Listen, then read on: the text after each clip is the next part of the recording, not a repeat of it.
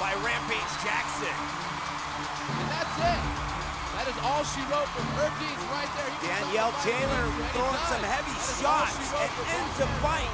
Cutler is out. Insane airplane toss by Charles Krazy. Huge knees, two huge knees. And there she is, Ronda Rousey making her pro debut in excellent fashion. Jamie Colleen just destroying. Cutler says, no more, I'm out.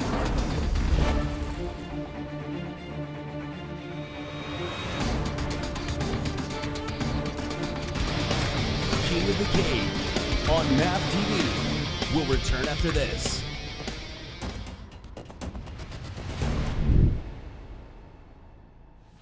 And a quick look at our rules of combat based on 3 5-minute rounds, and of course 5 5-minute rounds for championship bouts. And of course in the amateur division that changed to 3 3-minute rounds, and of course 5 3-minute rounds for championship bouts in the amateur division. It's based on the 10-point must system, judging criteria, and to get things started, we'll go ahead and throw it to the cage. Ladies and gentlemen, from Citizens Business Bank Arena, Ontario, California, King of the Cage and General Tire present this 3-round bout in the flyweight division. Your referee in charge of the action, David Michael Bell. Introducing first, in the Lucas Oil blue corner, standing 5 feet 4 inches tall, official weight 132.6 pounds. He represents CSW MMA. Ladies and gentlemen, from Anaheim, California, presenting Mike Mighty Mouse Hansen.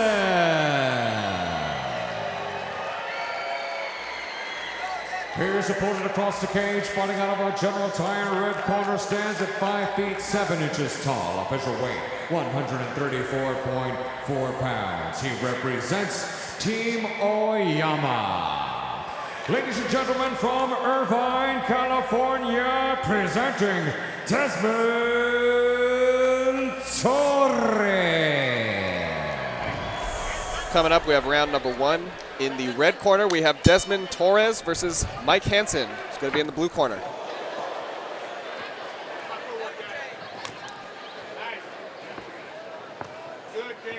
Fighters taking their time, really testing out the waters, trying to make sure, looking for that one opportunity to strike.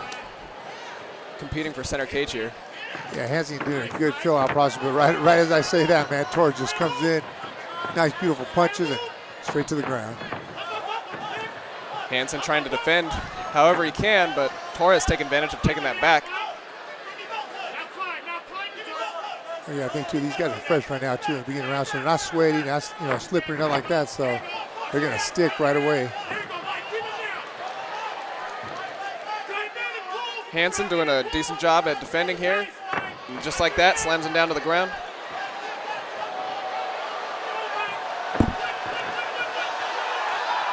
Oh, man, quick, look at that. Quick. I didn't even see that. We'll have to take another look at that in the replay here. Here we see, what is it, Torres right there with that nice takedown, grabs the leg and just punches the way down, and then here it is right there, look at that. Hooked the arm, beautiful execution, rolled right into it. Almost no time at all. Ladies and gentlemen, the official time, 56 seconds of round number 1. Your winner by tap out via Kimura, Desmond Torres.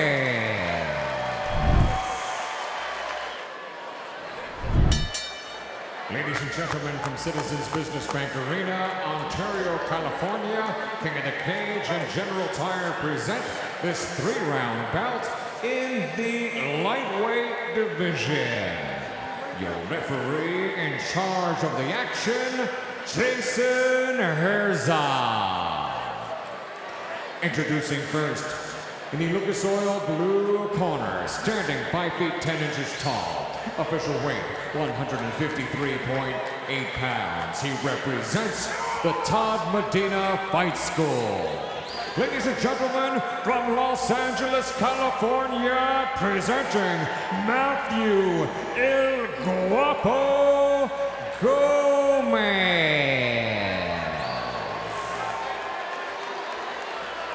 Here's opponent across the cage, fighting out of our General Tire red corner, stands at 6 feet tall, official weight 155.6 pounds. He represents Sequence MMA.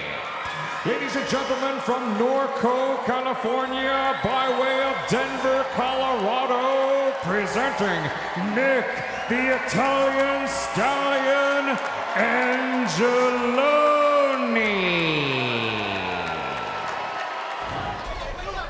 Yeah, we're going to kick off round number 1 between Matt Gomez and Nick Angeloni. Angeloni in the red corner and Gomez in the blue corner. Let's see how this plays out.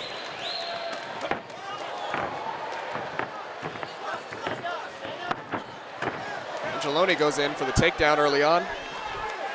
Gomez doing a great job of defending right now.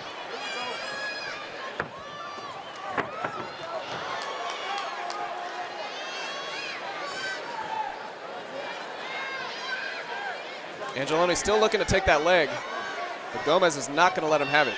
No, he's got him in a good position right there, just where he's stalemating. Having Angeloni carry all his weight, but oh, look at that. Oh, he's almost got it. He's close. Yeah, Angeloni is pushing. He is determined to get this.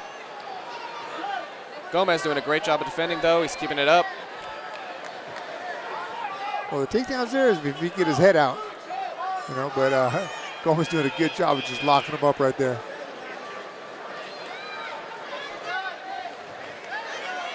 Yeah, we've seen Angeloni fight before. He's an aggressive fighter. He goes at it. He knows exactly what he wants to do. He knows exactly what he wants from the fight. He's typically a ground fighter, so that's why we see him trying to go for that leg as much as he can. Gomez, a little bit of a younger fighter, but is definitely a little more explosive, I'd say. He's got a little more ambition right behind him. But he's doing a great job right now defending. But Angeloni looks like he's pushing through every little bit, every second that passes. Yeah, he's trying to get those hits in, which is good. Make sure. He's active on top. Referee going to stand him up. Controlling him good too, not letting him, get too much space to give him any room to do anything. One of the big things in grappling is if you give your opponent space, he's got an opportunity to escape, get up, or even get you into submission. Yeah, any little pocket, any little tiny little bit, you just, 1 second is all it takes.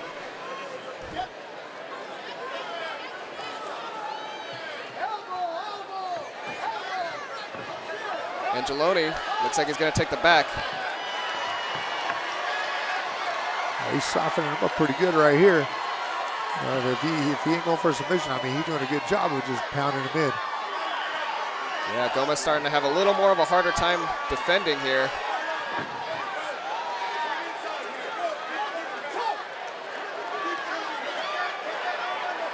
Looks like Angeloni going for a rear naked. Yeah, this is never a good position to be in. We've seen this position time and time again. He's got his hooks dug in. He's got full control of the back. He could just switch off, hitting the face, or switching out, trying to work for that rear naked choke, I'm going to assume. Oh, yeah. Like for him right now, it's just take his time. He's in full control. And if Gomez doesn't fight those hands the right way, it could be over pretty soon. This could be it. And that's it. Just like that. Gomez looking rather frustrated here, but Angeloni, he worked hard from the beginning. He knew exactly what he wanted, and he was persistent. Exactly. That's take nothing away from Angeloni right there. He did exactly what he wanted to do, and it all came from right here on that takedown. Right from the beginning of the round. He just fought, and was able to end up on Gomez's back, and then work his game plan all the way to the finish. Yeah, it took some time, but we've seen Angeloni is no problem sticking around for the whole fight. He's going to keep pushing the whole way through. He's a very tough fighter. Not to discredit Gomez, he did a great job of defending, but there's only so long you can keep that position hold. Exactly. You got to be able. When you're on the ground, you got to know how to defend every submission. If you don't, you're going to get caught, and that's what happened right here to Gomez. He just got caught.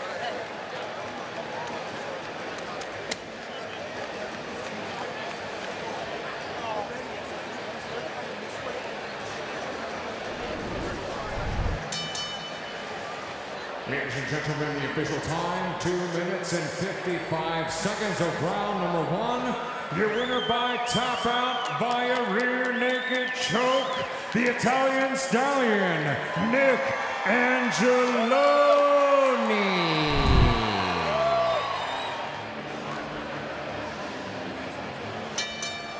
Ladies and gentlemen, from Citizens Business Bank Arena, Ontario, California, King of the Cage and General Tire present this 3-round bout in the Bantamweight division.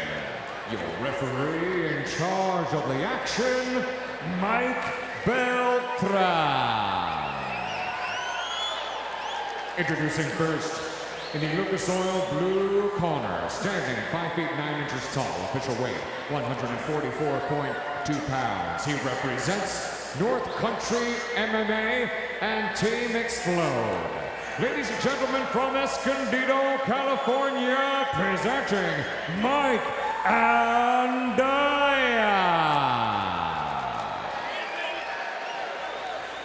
His opponent across the cage, fighting out of our General Tire red corner, stands at 5 feet 7 inches tall, official weight 145 pounds. He represents the Cage Combat Academy.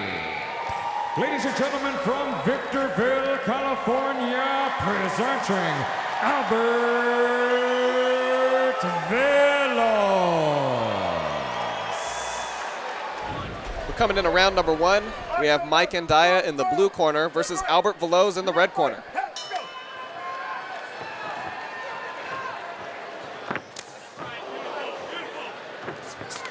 Oh. Quick trip there.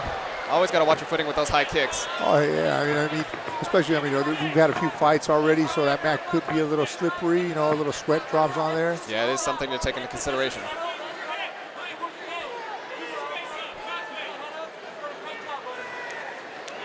Velos keeping the pressure, pushing Andaya against the cage.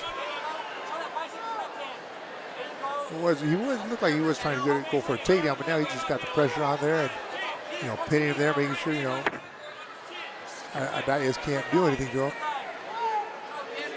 Yeah, this kind of gives him, this position gives him some time to kind of really rethink a strategy, to think out what he wants to go for, especially after that. So he probably wasn't expecting that slip. So, you know, things change. You got to adapt right at it, you know, at the second's notice. Yeah, I mean, it was a good thing it happened right in the beginning. We're fresh. He was able to pop right back up, and, you know, now he's in another position, which is beneficial to him. Landing in those nice gut kicks there. Knees. Yeah, I mean, he's doing a good job right here, dropping elbows, knees, you know, keeping really busy. Mike Beltran right there, right on the action. As long as these guys are busy, he's going to keep them right there. You know, he ain't going to, you know, interfere, nothing. Oh, yeah. Beltran known, you know, he's a known referee, wants to keep things busy, doesn't like no stalemates going on. He's always got to keep some business going. It's all about the entertainment. The fans got to watch a fight. They want to watch a fight. They don't want to see two people just hugging it out. Yeah, you know. And right now, I mean, both these guys are doing a good job of, you know, keeping busy. Yeah, they're going at it 110%. And we're going to split it up now. Give them a fresh start. Both fighters still very light on their feet. Look fresh, ready to go.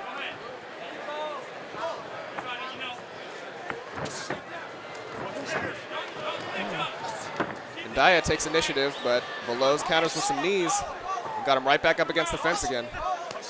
You guys are almost fighting like mirror image, you know. One does it, the next one does it. You know, I can do it better. Yeah, it seems like two very balanced fighters. There's really no clear victor here. Nobody really outdoing the other so far. These guys are really keeping up with each other, but Velos definitely racking up some points on strikes. Oh, yeah, I mean, he got good cage control when he gets up against the cage. But Andaya, you know, like I said, not taking nothing away. I mean, he's doing a good job, too. He's returning fire. He's landing. He's not making it easy for Velos at all. Oh, definitely.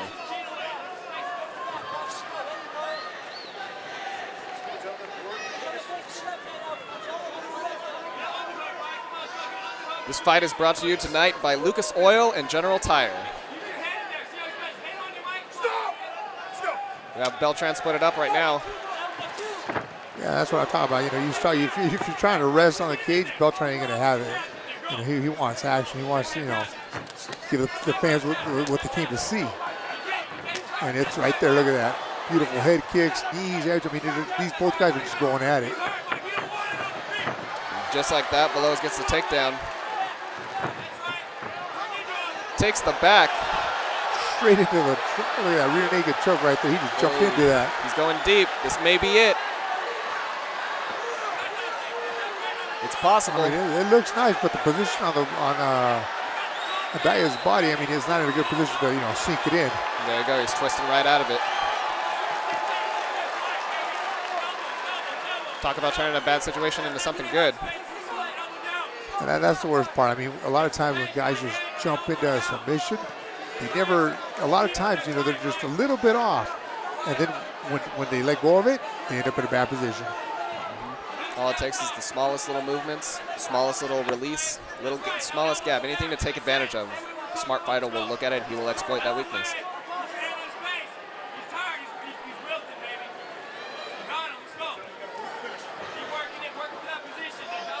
And same thing in this position right here. If Andaya doesn't stay busy, Beltran's going to stand him right up.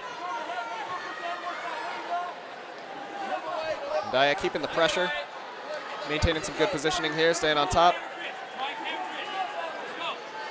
I mean, at this point, both these fighters, they got to be feeling some kind of fatigue. Oh, yeah. They've been working hard, 110%. Yeah, 5 minutes. I mean, you got 20 seconds left. I mean, constant attacks and full force, It wasn't a little bit, hey, let me just do this. Yeah, everything's 100% right here. Coming up to the end of the round here.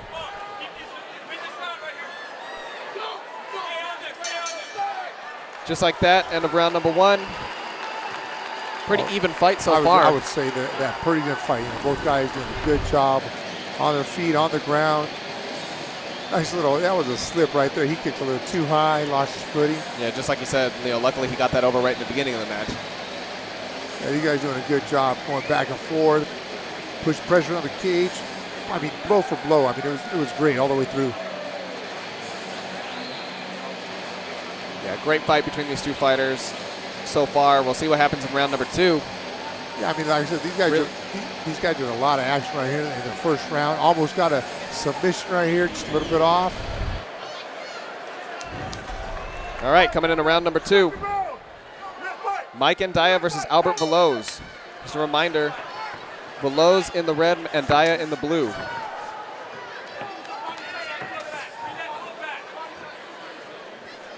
It's starting out the same way the first one did. A few kicks flying in the air to see if anyone throws a high one. Yeah, luckily no slips this time.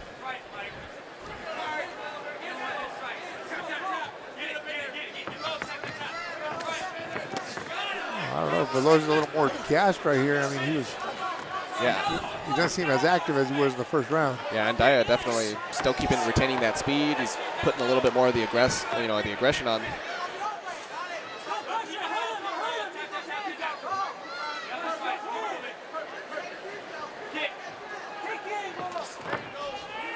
Andaya moving in. Ooh. Attempted a spinning back fist there. Yeah, I mean, these guys, Veloz is throwing all nothing but knockout punches right here.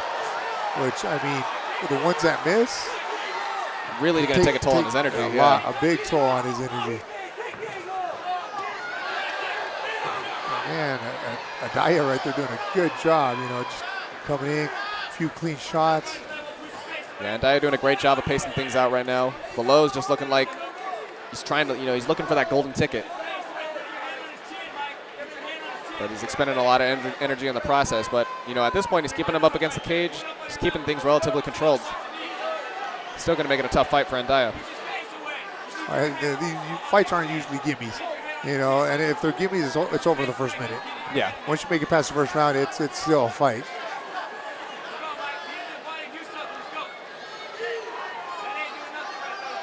Beltran may split it up here soon if they don't keep the action going. There it is. Yeah, he always does a good job of warning the fighter too. Tells him, stay busy, I'm gonna split it up. And sometimes the fighters are just so exhausted, they're like, man, I just can't. Or the one fighter's doing a good job of defending that and allowing the other fighter to keep busy. Yeah, that's why we got our refs here to keep things going, keep the action running smoothly. Andaya with those hard strikes. Veloz doing a pretty good job at dodging, though. He's doing a good job and countering, too.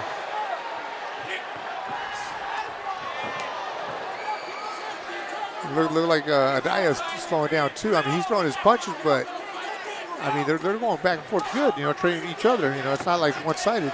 Yeah, both these guys have just been going, you know, to the full extent. They've just been pushing hard this entire fight. You know, they haven't taken a break yet, it doesn't seem like. Or maybe when they get up against the cage, take a couple breaths. But as you can see, takes them right back to the ground. There is no break. Full mount right here. I mean, this cannot be good for Urijah. I mean, and he got up there easily, too, on full mount. And now he's taking his back. It's looking like a very good situation for Veloz. Very good, because now, you know, Veloz can put all his body weight on Urijah and tire him out more, wear him out. I mean, you got a minute, almost 2 minutes left. That's a long time to have someone on your back. Yeah, and all that extra weight. I mean, Veloz just has to sit there and just let his weight fall, and it's just, you know, Andaya's going to have to fight to keep him up, regardless. You know, he's going to be wasting, you know, just spending. He doesn't really have to do much, and he's going to be expending his energy. That's exactly what he's doing. You know, he's just laying on him right there, all his weight's on him. Looks like he's going for a rear naked. You know, I mean, he throws his shots, softens him up, anything he can. Andaya trying to stay calm, just trying to take his time to get out of there, but this is a really rough situation to be in. But look at that, slips out. And see, that's the benefit of, you know, second round, almost toward the end. Guys are a little more sweatier, easier to get out of submissions and bad situations like that. Just coming up around a minute left in the round. Andaya springs back. Oh, yeah, turns the tide right here. But Veloz, good job of getting right back up out of that bad situation. And he was only down there, you know, maybe 20 seconds at most.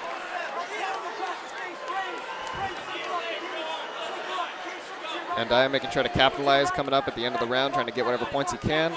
It's honestly still a very split match. You know, we've seen a very even, these are two very even fighters, both strong, explosive right off the bat, but, you know, they're really testing each other. Oh, they are. I mean, they're doing a good job, too. I mean, when I'm thinking one, you know, say Veloz, I thought he was going to lose in the beginning of the round. And then all of a sudden he comes back. And now, you know, Andaya is coming back after, you know, Veloz had him on his back and almost a rear naked choke in there, almost submission. And look at this. Right. Back and forth, back and forth, back and forth. You know, it's like one of them gets the advantage, the other one takes it right after. As soon as we're talking about one of them, talking up one of them, the other one comes right out of nowhere, takes him down. I mean, it's great. I like this. That'll close up round number 2. Let's take a look at the replay.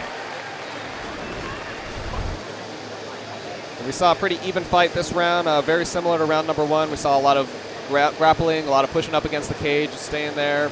You know, it was really just a battle of strengths, you know, as much as it was strikes as well. Oh, yeah, I mean, it's nothing but that and technique. You can't forget that, because these guys, I mean, they're doing a good job, you know, of striking, and then all of a sudden, you know, working their technique to get out of bad situations. And I mean, when you, like I said, when you think one guy's got it, the other guy comes back, turns around, and boom, starts doing the same thing back. Coming into our final round tonight, we've seen a great fight between these two fighters, very even. It's really anyone's game at this point. We got Mike Andaya in the blue. We got Albert Veloz in the red. We're going to really see how this goes down now. It's all or nothing. I mean, so far, both these rounds started just like this. A lot of action in the beginning, you know, kicks, punches going from both sides. You can't really say, oh, you know, Veloz got the advantage or Andaya's got the advantage. It's equal. And you know these guys are tired, they're fatigued. You already know it's the third round. Regardless, you know how good your stamina is. You're going to be sweating. You're going to be breathing hard. But these guys are they're not letting it get to them. Oh no, and I mean they've been pushing the pace. It ain't like they're just, you know, filling each other out every round at the beginning, throughout. I mean, they're going at it. They're trying to knock each other out and hurt each other. Yeah, both these guys are determined to win, you know, and at the same time, it benefits the audience too, because the audience loves to see this kind of fight. Oh, I love to see this fight. Everybody does. I mean, this is what I'm here for, you know, watch fights just like this. Entertaining, back and forth, you know, it ain't a one-sided fight. Of course, it's two true warriors just battling it out, you know.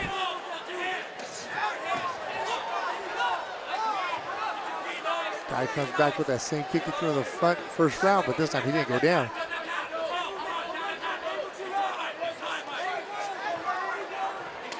Yeah, definitely seeing a little bit of a slowdown here, but Andaya pops that nice knee. These guys, I mean, they're just, one goes after the other, and then when the other guy gets a little tired, it's like, hey, now it's my turn. Let me show you what I got. Yeah, it's just trade off, trade off. We've seen a similar position here, right up against the cage. Andaya trying to take the leg.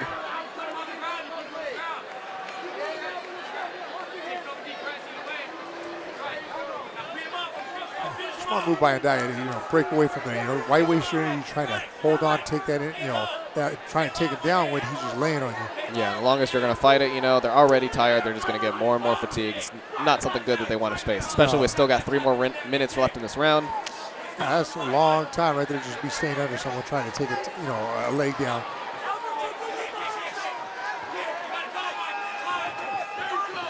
Both fighters doing a great trade-off blows here.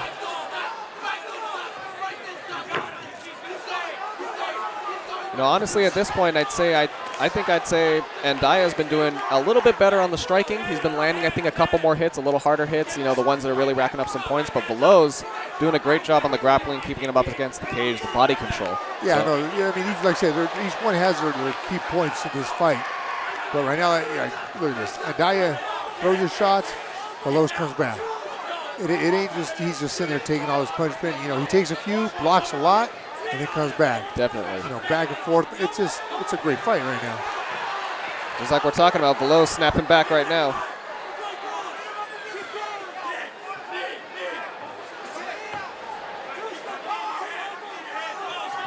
Right here, just who gets to fire off first. Whoever fires off first gets a shot. Gets a shot in. Yeah, at the same time, they're really trying to pace it out. They make one wrong move, it could be the end of the fight right here. That's when you're tired. You throw a punch and you twist your whole body. And, yeah. Your opponent gets your back, but then here we go. That takedown. Yeah, the recovery time we definitely see being affected here. Yeah, we got 13 minutes into this. They've slowed down a little bit, but they've been going all full speed this whole time. Yeah, they have not. Yeah. They're going to keep it going, keeping it explosive. Veloz going to throw some gut shots here. Looks like Veloz opened up on Diaz. See some blood. Look like the forehead. See, that's always good for the judges to see blood. They're like, okay, wait a minute. He's doing some damage. Veloz has been doing a great job. Oh, he has. All fight, taking the back. He's taking the back. That's what, the 6th, 7th time he's taken the back. Now he's back down. He's got him in a nice guillotine. It just doesn't. Andiah gets a better position. Andiah sinks in that guillotine right there. He's going to see if he's got enough strength to stretch him out. But look at that. Like I said, they're slippery. And hey, add a little blood. That's more and more, Yeah, it all mixes in. Just different factors that add up, every single part of the round that maybe not everyone's thinking about, but definitely the fighters are experiencing. Coming up at the end of round 3 here. Still a very even fight. It's honestly anyone's game. Oh, it is. The only thing I see, the difference is one's bleeding. That is true. And that's the only difference I see between these two guys.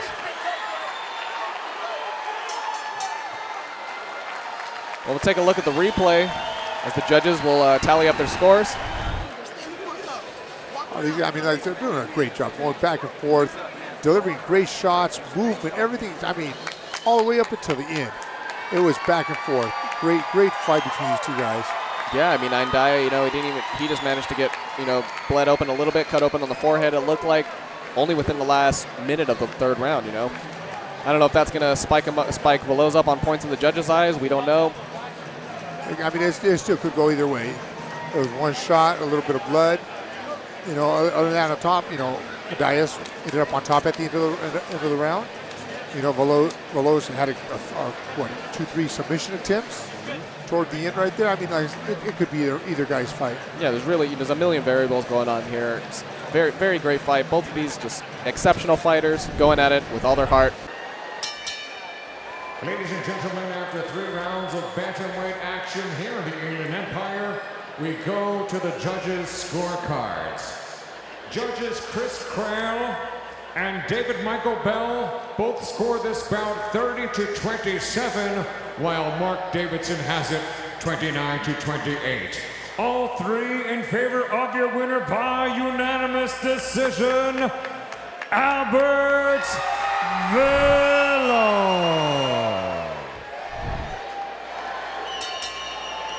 Ladies and gentlemen, from Citizens Business Bank Arena, Ontario, California, King of the Cage and General Tire present this 3-round bout in the lightweight division. Your referee in charge of the action, David Michael Bell. Introducing first, in the Lucas Oil blue corner, standing 6 feet tall, official weight 150 pounds even. He represents Fight Science. Ladies and gentlemen, from South Central LA, presenting Michael Blackjack Jackson. His opponent across the cage, fighting out of our General Tire red corner, stands at 5 feet 9 inches tall. Official weight also 150 pounds. He represents the Training Lab. Ladies and gentlemen, from Corona, California, presenting Eddie Elo Lopez. Round number 1, we got Michael Jackson in the blue corner versus Eddie Lopez in the red corner. Interesting fight ahead. We'll see how it plays out. All right, well, you see Jackson has a good reach advantage right there. Has a nice stiff jab. Yeah, definitely got a little bit more. Lopez still striking strong. They're going back and forth, just testing it out. I don't think they're testing out. I think they're trying to knock each other out. Yeah, Eddie's swinging hard. With those hard punches, though, they better make sure they're accurate, because too many of them, they're going to really start taking it out of him.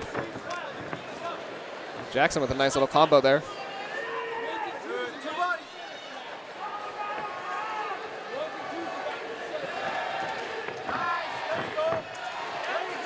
I guess Lopez didn't like that little reach advantage Jackson had on him. Close the distance right there and try and go for a takedown. By the sound of the fans, it's looking like Lopez is the fan favorite here. Getting a little boost from the crowd. It always helps. Oh, of course. You know, a lot of times though, when you're in that cage, you don't hear. At least I don't hear anything out there. You know, I just in there. I hear the corners talking. And look at that. It'll look like we got a little break right there. Yeah. Take a look at that. Yeah, he was going for a stomach, but accidentally might have gotten a little too low on that one. Yeah, just a little low. Sure, we'll come back soon.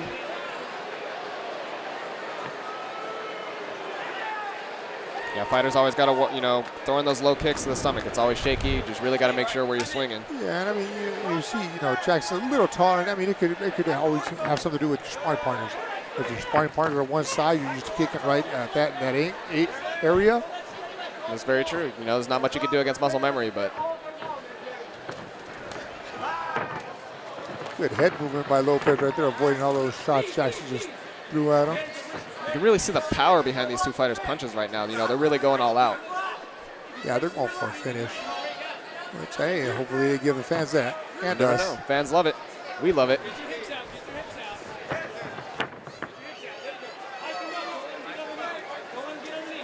Both guys doing a good job against the cage. Lopez gets a nice, beautiful takedown. Full mount. Yep, he's on full mount. Jackson struggling a little bit here.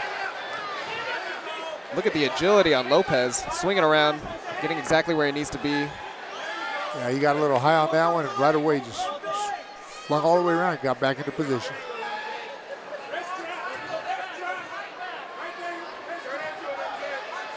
So usually, you know, with Jackson having the height advantage, we usually see that coming into play in the ground game, but Eddie Lopez is doing a fantastic job at locking him down, not letting him take advantage of that. I mean, he's got his weight on him, got his legs in, his hook, just keeping all that pressure down. So Lopez, you know, just has, I mean, not Lopez, Jackson has nowhere to go. But hey, you got to give it to Jackson. He's trying everything he can to get up. Oh yeah, you know, at least he managed to get back on his feet, and that's a huge thing right there. You know, most fighters will see if they're struggling on the ground. Ooh, little twist of the arm there. I thought his arm was breaking on that one. Yeah, that looked a little dangerous. Here we go, Lopez going for the arm bar. He wants it. Switching over to a triangle. Nice transition there. He's gonna get it. Doesn't look like he's in too tight yet. Jackson is fighting it hard.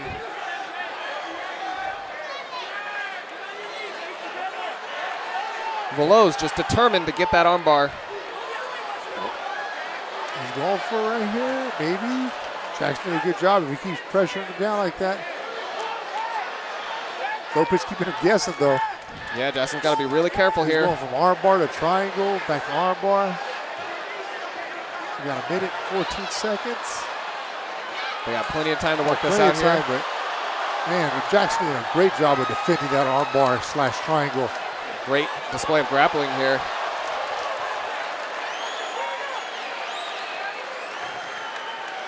Back up to their feet. That was a real dangerous slew of events there. It was. I mean, he could have gone in so many different ways. He went for a Cormier right here, Jackson did. And that's what I say, when you go for those short submissions that land you on your back and put your opponent right on top. Yeah, this is where fighter flexibility really comes in handy here. Both these guys are just wrapped around, going wherever they need to be. Got to warp their bodies. You know, some people, you know, if they're not remembering enough to train, you know, to train for that before their fights, they're going to be stiff. They're not going to be able. The other fighter's going to be able to dominate their body. But these guys are going right back and forth. It looks like they're matching each other. Yeah, no, they both got some good ground right here, defense and submission attempts. 10 seconds left. Go for another.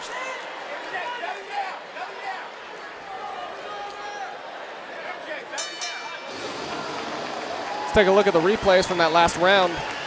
Great fight between these two fighters. Really even, fairly even fight. Lopez doing a great job with his head movements, positioning on the ground. But Jackson defending everything perfectly well, getting right back on his feet whenever it's going. It's really anyone's game right now. Oh yeah, these guys, I mean, like I said, they're going 100% and they're trying everything.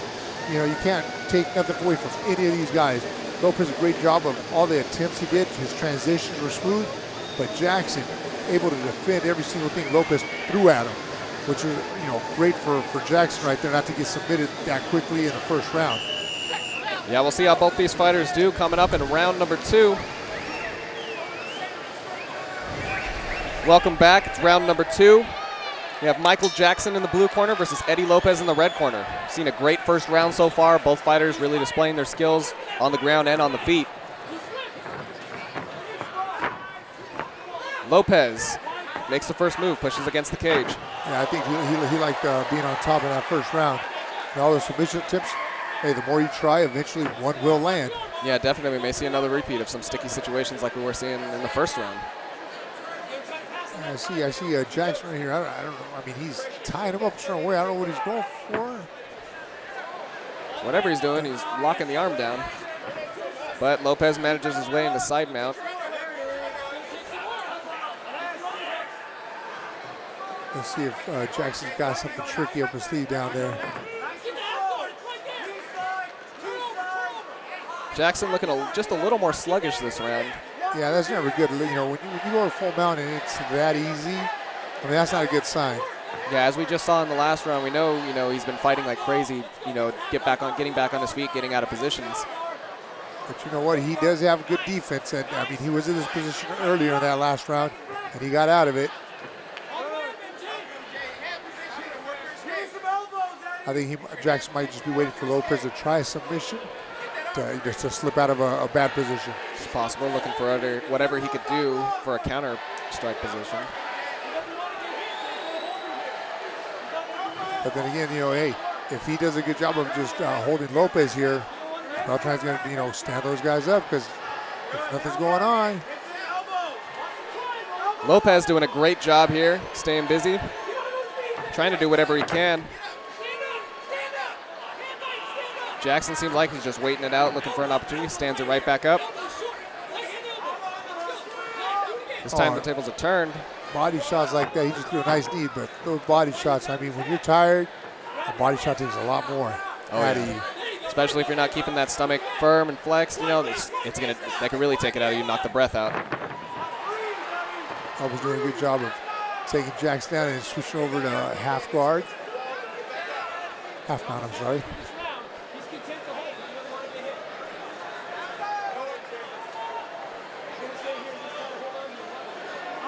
Both these guys right now, they got to do something. laying there like that works to Jackson's advantage. He doesn't take no punishment. He gets to rest, and Beltran puts him right back up, and they start fresh. Lopez trying to push through however he can. Jackson's going to have to make some moves now. Get out of this.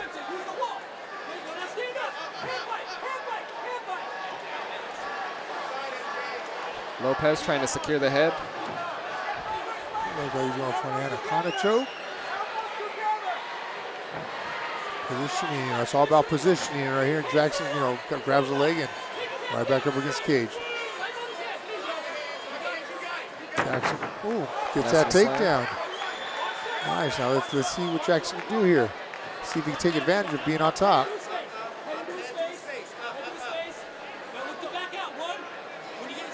Lopez doing a good job of defending.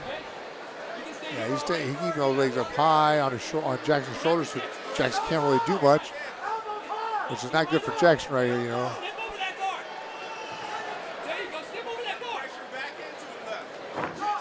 Jackson nice with some great maneuvering there. Nice spin right there by Jackson.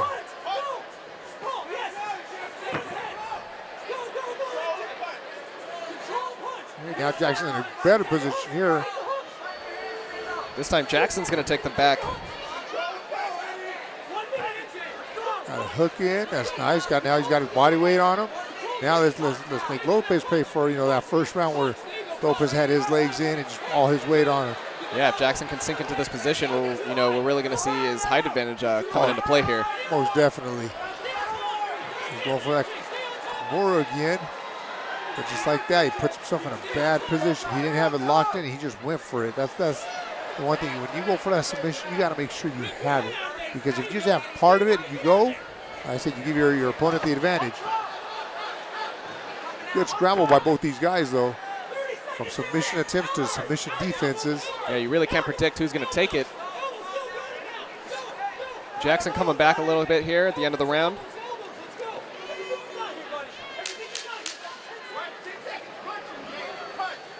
Another great display of jiu-jitsu skills here. Some grappling all throughout this round. Both these fighters seem to know exactly what they're doing, but they're pretty evenly matched. We'll take a look at the replay to see what was going on. Yeah, here's Jackson with his first takedown, and then Lopez does a great job of just keeping his legs up high on Jackson, so Jackson can't really do much. I mean, these guys are doing a great job here. Both, like I said, the submission attempts, the strikes, the reversals, the action. I mean, they're just non-stop. Yeah, it was great round between these two. It's almost mirrored the first round. We saw a lot of that scrambling, a lot of dangerous positions going in there. It's anyone's game right now. It's really going to be up to what happens in round number 3. We'll catch that coming up after the break. Final round. Once again, we have Michael Jackson in the blue corner and Eddie Lopez in the red corner. Both these fighters have just been displaying, great ground skills as well as up top. But for the most part, they've been taking it down to the grappling stage. Yeah, I think this fight is going to be about endurance. Who's got more gas in the tank to be able to, just finish the fight or keep going the distance and have the better positions. Yeah, it's definitely a huge factor in this fight. Both these fighters have been going 150% since the beginning. Scrambling, in and out of really bad positions for both of them, Really, it's just full of surprises. Yeah, I mean, I'll give a little edge to Lopez just because he's been trying more submission attempts and becoming close. But I said Jackson has great defense, and then when he tries his submission attempts, Lopez does a good job of, pulling out of them, reversing bad situations. Like I said, both guys are doing a great job here. Yeah, definitely Lopez putting on a little bit more of the aggressor role. But just as I say that, Jackson coming in with the heavy hands in the third round. Yeah, and I mean, when you're fatigued, those heavy hands, I mean, they can do a lot. Daze you easier, knock you out. Yeah, definitely. They may come at a little bit of a price, but yeah, they're definitely going to hurt, and they're definitely going to have a huge power potential behind them. Yeah, Lopez realizing that, he said, nah, you know what, let's go against the cage. Trying to go for the takedown, takes it.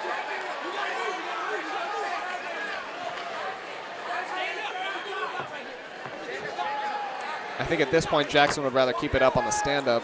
Looks like he's faring just a little bit better up there. Seems a little more comfortable on his feet. Yeah, but that's why it's right here. Lopez knew that. He felt it. He said, hey, you know what? He hit me, and I didn't like that. Let's go to the ground. Yeah. It's safer. And look at him. I mean, he's in a good position right here. Yeah, coming up on 12 minutes in the entire fight. I mean, you know, he doesn't have any time to waste right now. He knows exactly what he needs to do. He doesn't need to beat around the bush. He's going to look straight for his advantage. He's going to take it. Yeah, I mean, he's doing a good job. I mean, Jackson almost got a reversal, and, you know, right away Lopez switched it back up. You know, he's on his back, got his weight on him. Just wearing Jackson out, making sure, hey, it don't go up, because when it goes up, Jackson lands some nice heavy hits. Yeah, and those hits are definitely going to look good in the judges' eyes. Look at that. I mean, Jackson shakes Lopez off, and Lopez tries a submission, but Jackson, good defense. Doing a great job keeping his weight distributed, keeping the pressure. And look at those shots, man. Great I mean, they landed right on his chin, but there wasn't too much behind it.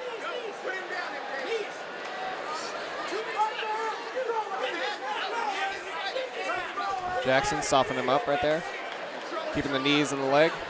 You know, those things, you know, enough hits there, it'll knock down any fighter. You know, eventually you're not going to be feeling nothing below that knee. No, you won't be walking the next week. But again, Jackson with that. I don't know what kind of takedown that was, but it was a little sloppy. It could be the fatigue, but ended up, you know, putting him on the bottom. Yeah, if it works, it works.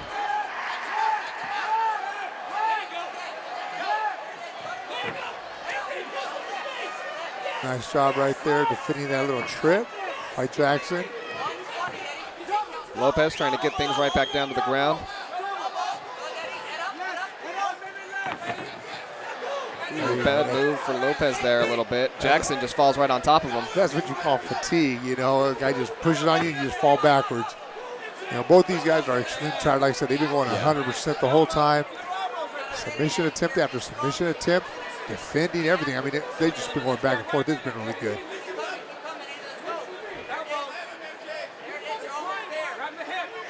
Jackson fighting for a position, doing whatever he can.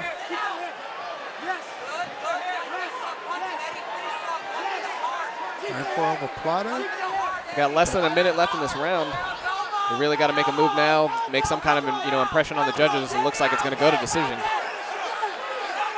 Yeah, I mean, he's got to drop some bombs right here just to, you know, seal the deal, so to say. But if Jackson holds him down, tries to, you know, he can get a reversal right here in the last couple seconds and does the same thing to Lopez. But, I mean, this right here, you know, you can't just lay there. You got to be active. Yeah. You know, this is definitely where everyone's looking for any kind of, you know, advantage here. Just by a little bit, you know, that's all it could take. Oh, could have a finish right here. Just like that, Jackson twirls right out of it. Close out the third round. Strong finish by both these fighters. Really no clear lead here. Take a look at the replay. Yeah, I mean, right here on the stand-up, Jackson had the advantage. Lopez didn't like that. They ended up on the ground. But even on the ground right here, Jackson trying to land those shots. Got two good clean shots right down his chin. Then you got Lopez on top again. And, you know, he's trying his best. But, I mean, these guys had a good scramble going back and forth. Seen a great display of skill between both these fighters. Even on the ground, even on the stand-up. It's really anyone's game. We'll have to see what the judges have to say. Rounds of the lightweight action here in Ontario, California. We go to the judges' scorecards. Judge Chris Quayle scores this bout 29-28 in favor of Jackson. Mark Davidson, 29-28, Lopez. And finally, Jason Herzog, 29-28, for your winner by split decision, Eddie Elo Lopez.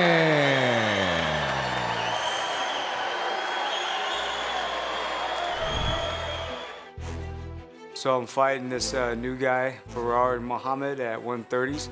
From what I can tell, he's a wild man.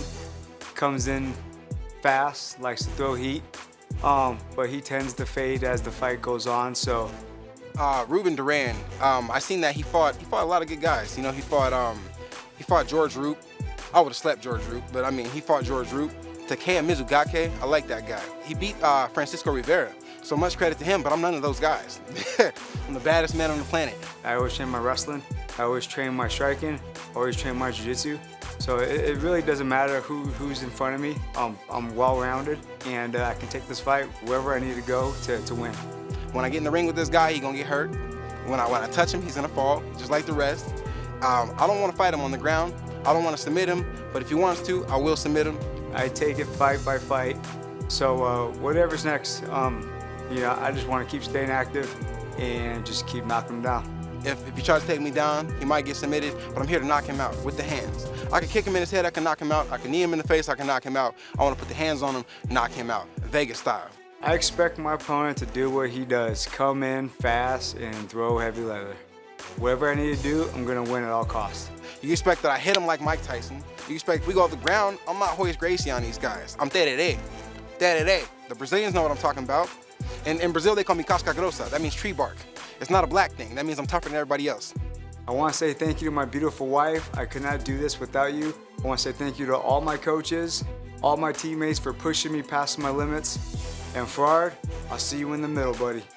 Ruben Durant, I am that guy. Ain't no buddies around here, bruh. I'm trying to knock your teeth out. I'm trying to rip your head off. I'm trying to put the head on the pike. I'm trying to walk through the crowd with your head on the pike. I'm vicious like that. Ain't no buddies around here, man. My daughter right here watching this, man.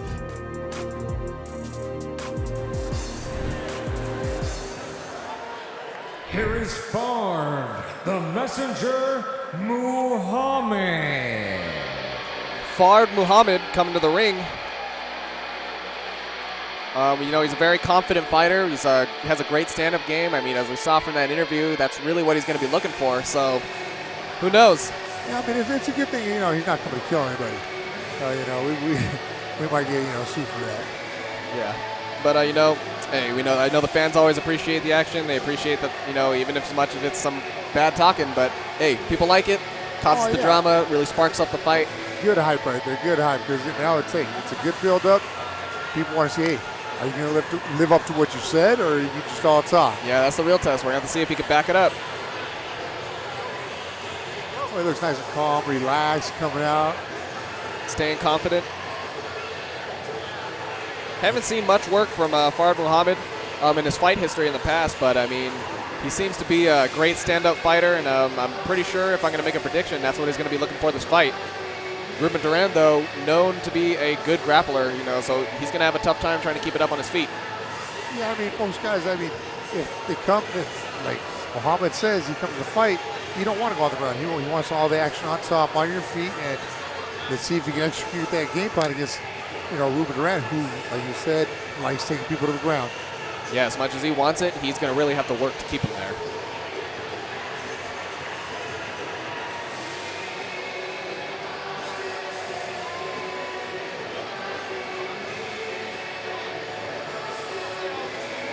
You know, when you walk out, it's always good, you know, have your clothes on, stay warm and stuff. But to me personally, jewelry, you shouldn't have it on. I mean, it just takes a little more time to, you know, get everything off, make sure you don't forget anything. Yeah, it kind of sets you aside, puts you a little bit out of the mood, you know, kind of just a little bit of a distraction, more time, you know. If you're going into a fight, you just want to get in there, you want to start. Taking a little extra time, you know, outside of it, I feel like would be a little disadvantaged. But hey, you know, to each their own, I guess. Yeah, he might be trying to just cool off or throw Durant off by making him wait longer in the back. That's possible. It's very possible. Some hidden strategy here. You never know. You know, fighters come up with different ways to try and do different things to their opponents. Yeah, it's always a mystery. It's interesting, you know, what a fighter's going to walk out with, what they're going to say, how they're going to approach their opponent. It's different every single time, you know.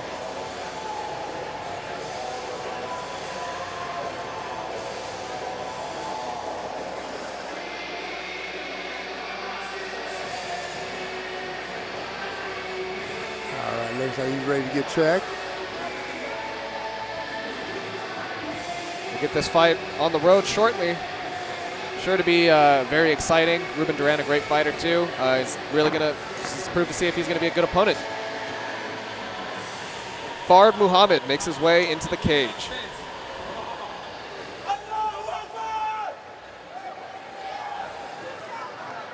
Here is Ruben Durant. Ruben Durant making his way to the cage now. Ruben Duran, he's been fighting with King of the Cage for a long time. Seen many of his fights. He's a great grappler. He's quick on his feet, quick to positioning. He's a real focused fighter, and he keeps a really calm, peaceful demeanor as well. You know, very respectable. He goes in the cage for one thing, goes to fight, and he goes to finish that fight. Well, let's see if he lives up to that, you know, going in there and doing what he has to do instead of, you know, just taking his time. Or, you know, the worst thing is you don't want to ever go in thinking, hey, I'm going to go lose or like that. Every fighter goes in to win. And that's the big thing right here. Biggest goal on any fighter is, hey, I'm going to win, and I don't care what it takes or what I have to do. I'm going to come out with that W. You know, and you know, a lot of people got to take into consideration that outside of the physical demands of a fighter, the mental aspect is just as important. You know, you got to go in there, you got to go in there confident. There is no maybe. There is no, you know, maybe I'm going to get out of this, maybe I'm going to do this. You know, it's either you're in it or you're not. Yeah, no, these last couple fights, I mean, if this is going to, you know, if they're telling anything about what's going to come into this one, both these guys better have some endurance because, you know, they've been, these fights have been going the whole round. They've been non-stop, action, action, action. So, I mean, that's one key point is you got to have good cardio in MMA. Yeah, the standard has been set. Oh, it has. And that's the one thing, you know, you don't want to lose by gassing out. That's the worst feeling right there. If you're like, oh, man, I can't do it because I don't have the energy. Yeah, it's terrible. It's frustrating, I'm sure, to fighters. You know, they're not, you know, there's nothing really you can do to fix that in the moment. Oh, other than train harder. Yeah, once you're in there, it's done. Whatever you did for training is what you got in that cage to work with. Ruben Duran makes his way inside the cage. Ladies and gentlemen, from Citizens Business Bank Arena, Ontario, California, King of the Cage and General Tire present our co-featured bout of the evening. It is sanctioned by the California State Athletic Commission, Commissioner John Carvelli, Chair, Executive Officer Andy Foster. It's in conjunction with King of the Cage Incorporated, President and Founder Jerry Trebilcock Jr., Matchmaker Carlos Rivera, Promoter Mike Lowe. The three judges scoring this match will be Chris Crail, Mark Davidson, and Mike Beltran. After the bell rings, your referee in charge of the action, Jason Herzog. And now, Southern California, put your hands together. This is our co-feature of the evening. 3 rounds of MMA in the flyweight division. Introducing first, in the Lucas Oil blue corner, standing 5 feet 5 inches tall, official weight 131.6 pounds. This Carlson, Gracie, and Vegas Tribe fighter has competed in 13 professional bouts. Ladies and gentlemen, from Las Vegas, Nevada, presenting Fard the Messenger Muhammad.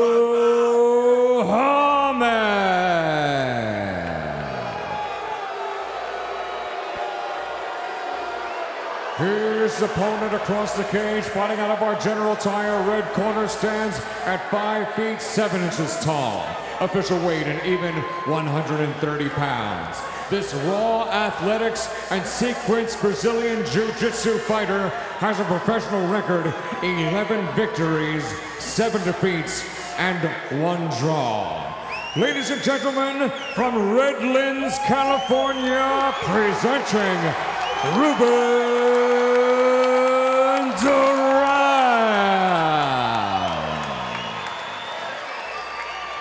Once again, your referee of our co-featured bout, Jason Herlog. The following instructions: 3 rounds of action scheduled. Fighters got over the rules in the back. There were no final questions from you, Blue. There were no final questions from you, Red. If you want to touch gloves, do it now. Come out ready to fight. All right, we're coming back into round number 1. Ruben Duran versus Fard Muhammad. We've had a lot of hype for this match. As we saw in the interviews, the fans are ready to see it. Muhammad looking like he's calling him out a little bit, taunting him. Muhammad in the blue corner, Duran in the red.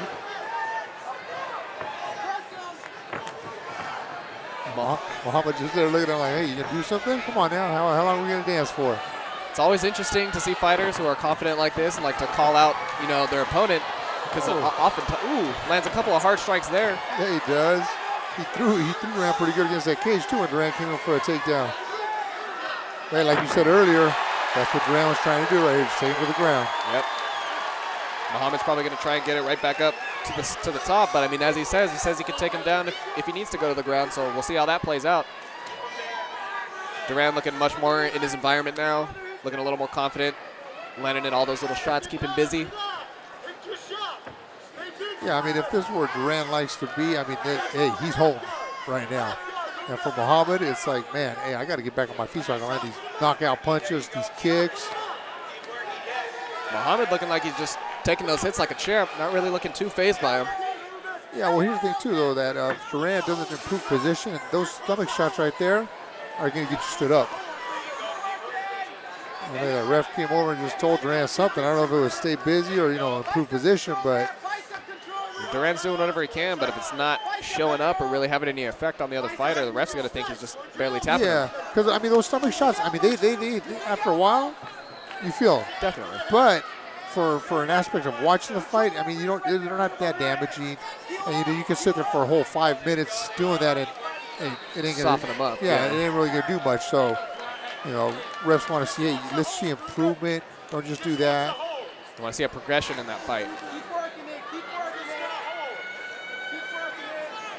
Like I say, Muhammad doing a good job of, stuffing Duran from, doing any real damage to him. I'm sure Duran is looking to execute any kind of submission he can right now.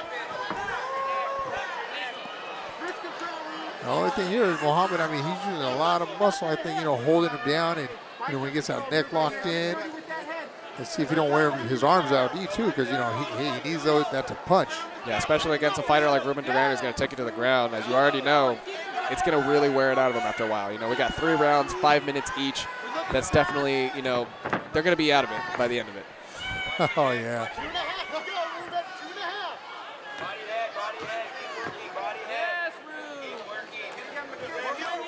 I got to say, Duran's doing a good job of keeping Muhammad here on the ground. Now he's starting to, throw some shots to the face, which is what you need to do when you're on top. But Muhammad, it doesn't seem like he's really trying to get up. If he's waiting for that ref, he might be here the whole round. It's very interesting to see a fighter come in here, fresh to King of the Cage, but he's very confident walking in, and he's actually able to back up his talk. A lot of times we'll see people are coming in here and they want to talk trash, they want to talk up their opponent. They usually don't have a whole lot to back it up with, or, they really just end up doing mediocre. But, he's really proven his skill. Ruben Duran, he's a seasoned fighter here. He's definitely not an easy opponent to beat, and he's handling him fairly well. Oh, he's doing good. I mean, Muhammad right now just lands some nice elbows on Duran's head. I mean, he just, good position, posture just dropped it good. But Duran had to switch up his game plan right now. So, I mean, he might start, Duran might start waking up Muhammad right here with those damage, those nice heavy hits he's throwing. Yeah, so far, Duran doing a good job of staying busy, landing strikes, at least enough so the ref doesn't want to stand him up yet. Yeah, that's always the worst. When you're on top, okay, I got my position, and you're looking at, hey, if I do this, I'm going to get here. And next thing you know, the ref's coming in, hey, stand up because you guys ain't busy. Yep. It's like, what? I was, but you guys just got to be active and you got to be quick about what you're doing. Yeah, we've seen in plenty of fights, it all depends on the ref. It all depends on what position they're at. They may not be seeing, a fighter may be staying busy, but they not be able to see it from the angle that they're at the moment, And if that's the time that they feel like they want to stand it up and they're not seeing anything, they're going to do it. Yeah, I mean, the fighter could think, hey, I'm busy as hell. I'm doing this, I'm doing that. But the ref's looking at it from a fight point of view. Hey, you ain't doing nothing damaging. You ain't, improving your position. He's stuffing you. You know what? Let's just start fresh. Yeah, they may have a plan, but if they're not executing it as quickly as they need to be, it's going to get called up. Muhammad still defending strong. They stated that, Rand did his job. He kept him on the mat the whole time, the whole round. Yeah, definitely going to win points for control there. And we'll take a look at the replays for this last round.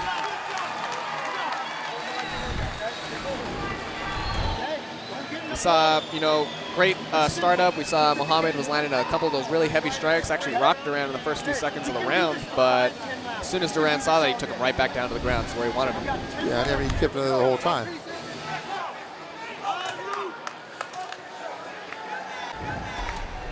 Welcome back. We're coming into round number 2. We got Ruben Duran in the red corner fighting off against Muhammad in the blue corner. We've had a great first round. Ruben seemed to have dominating the control a little bit there. Right away, you know, he shoots in. I mean, he didn't waste no time. He comes in for a takedown and he gets it. Muhammad tried to avoid it at all costs, but there's only so much you could do, especially against an experienced fighter, experienced grappler like Ruben Duran. He knows exactly what he wants out of this fight, especially after just reading the interview.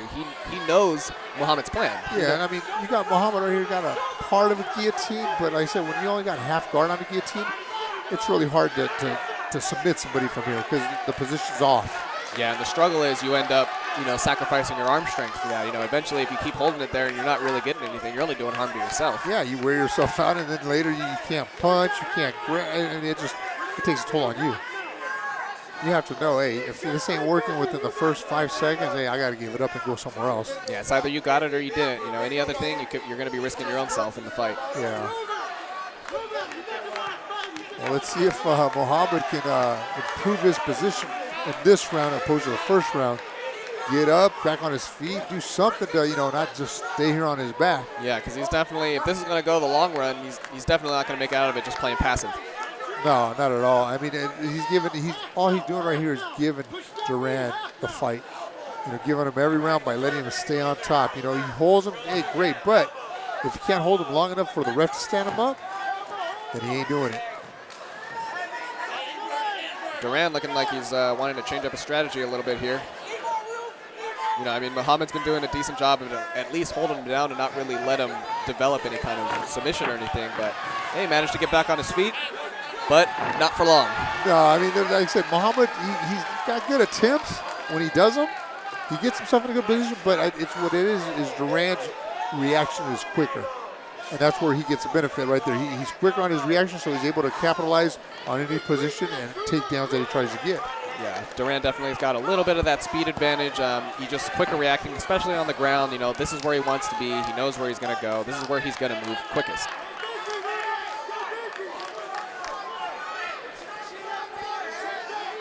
I mean, right here, if Muhammad can hold Duran the way he has him, it won't be long before the ref stands him up because he came in and told him something, but just like that, Duran pops back up and says, hey, I got to stay busy. The ref's right here in my ear telling me he's going to stand me up. Yeah, Duran staying very conscious of what he needs to do, staying busy, landing those strikes, switching off between the stomach to the face, doing whatever he needs to do. Both sides, all the judges are seeing this. It's just an extra point every time he lands something. That's a nice little hip toss by Muhammad.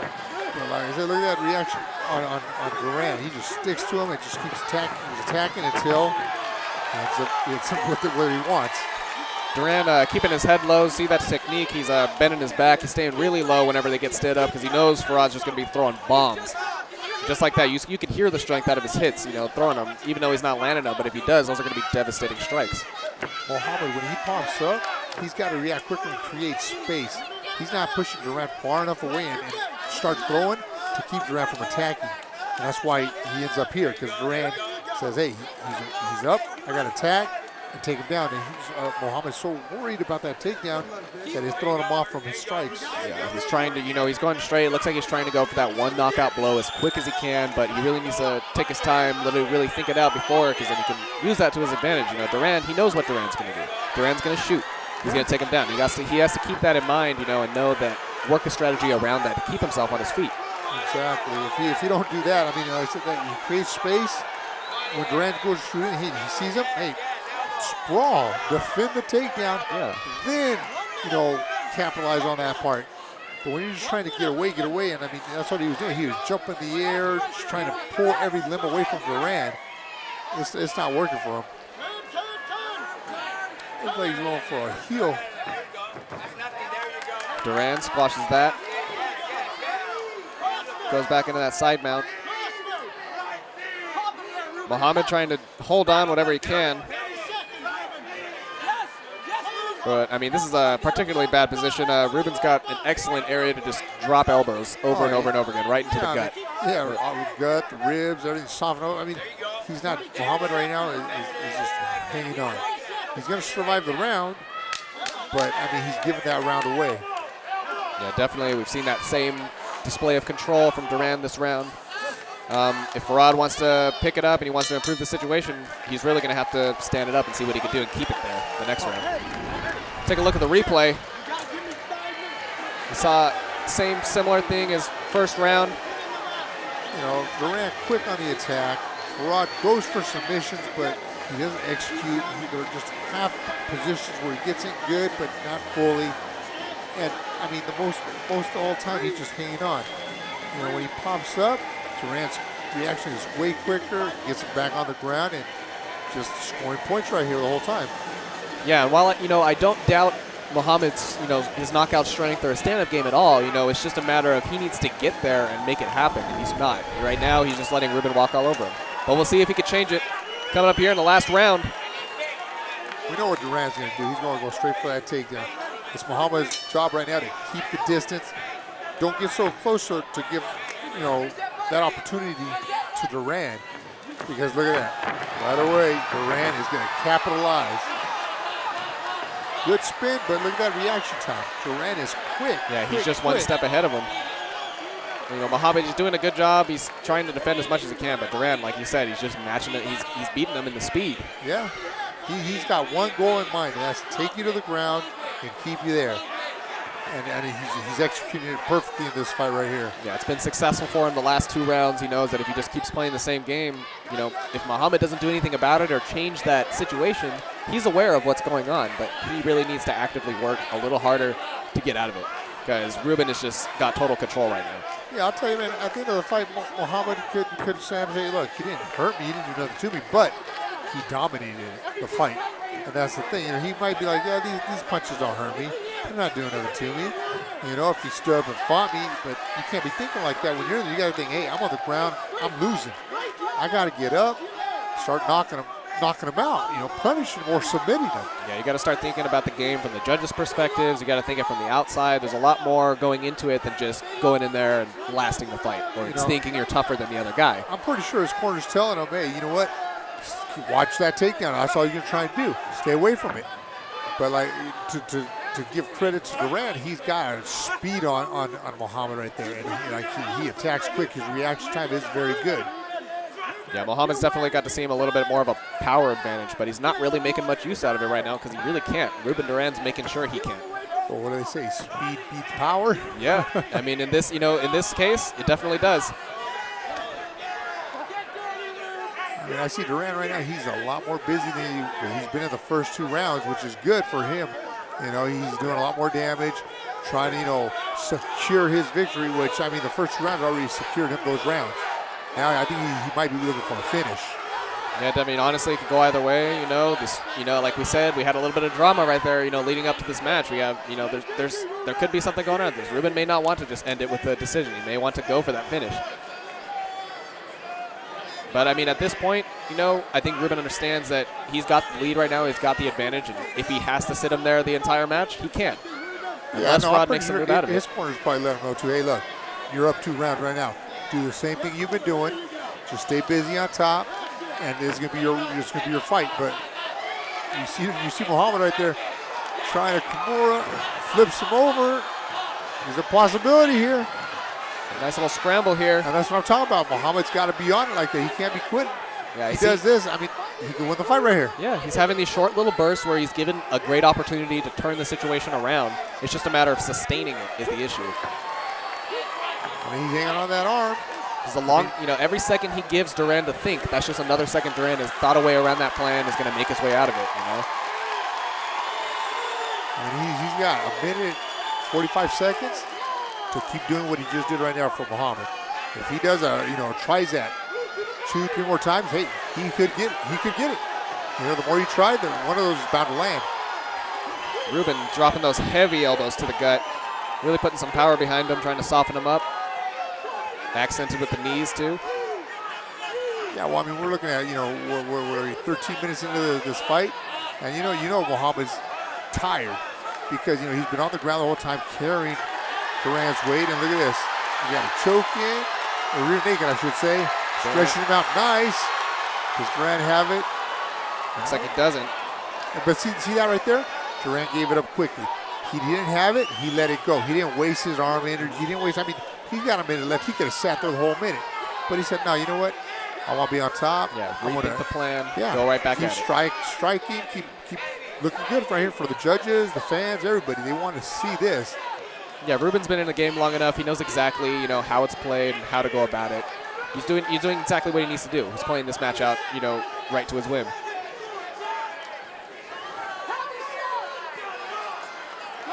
Coming up on the last 30 seconds here. Muhammad's really going to have to push to make, you know, some kind of impression on the judges, something. Yeah, I don't think he's got nothing left in him to push in 20 seconds, especially being on the ground. I mean, it'd have to be a miracle for him to pop out of there and finish the round right here. Yeah, it'd have to be some kind of miracle strike, but it doesn't look like it's going to happen. We got 10 seconds left. Duran stacking up whatever points he can, some combos here.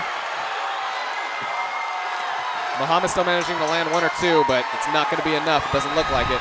Muhammad had a lot of opportunities not to end up here, but he just didn't plan it out right in his training camp how to avoid this takedown.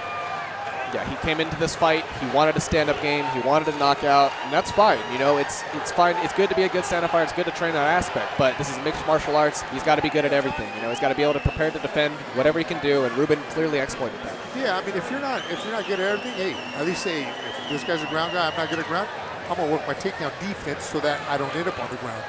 And that's it. And now then he can actually get his game plan, which is stand-up.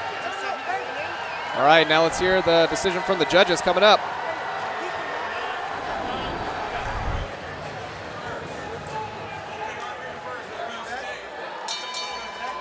Ladies and gentlemen, after 3 rounds of flyweight action, here in Southern California, we go to the judges' scorecards. Judge Chris Crail scores this bout 30-24. Mark Davidson, 30-26. And finally, Mike Beltran, 30-25. All 3 in favor of your winner by unanimous decision, Ruben Duran.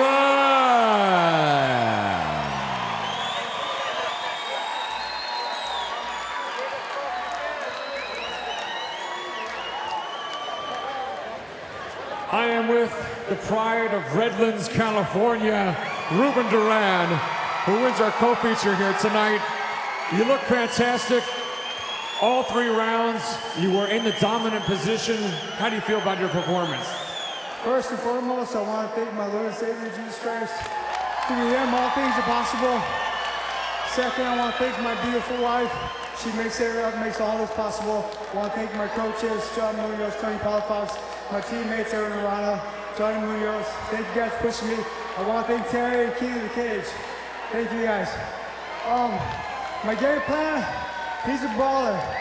I'm a professional. My game plan is to win. Go in there and take him where he doesn't want to be. He wants to brawl. So because of that, I'm gonna put him on his back and make him fight. That was just the plan, and I executed it. And it was very successful. Obviously, you got the win tonight. Where do you go now with King of the Cage, Ruben? Just on to the next one. I take my career fight by fight. So right now, I'm just gonna celebrate this victory. Get back with my coaches and think about what's next. Ladies and gentlemen, from Citizens Business Bank Arena, Ontario, California, King of the Cage and General Tire presents this 3-round bout in the middleweight division. Your referee in charge of the action, Michael Benett. Introducing first, the Urijah blue corners, 5 feet 10 inches tall, is the weight 185.6 pounds.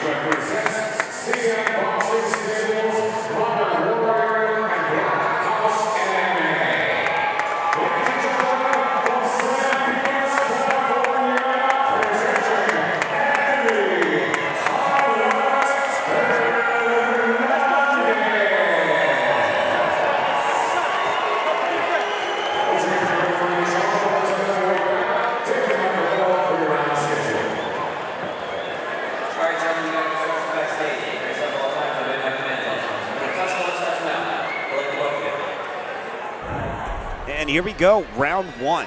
We are set between the matchup of Lagler and Hernandez.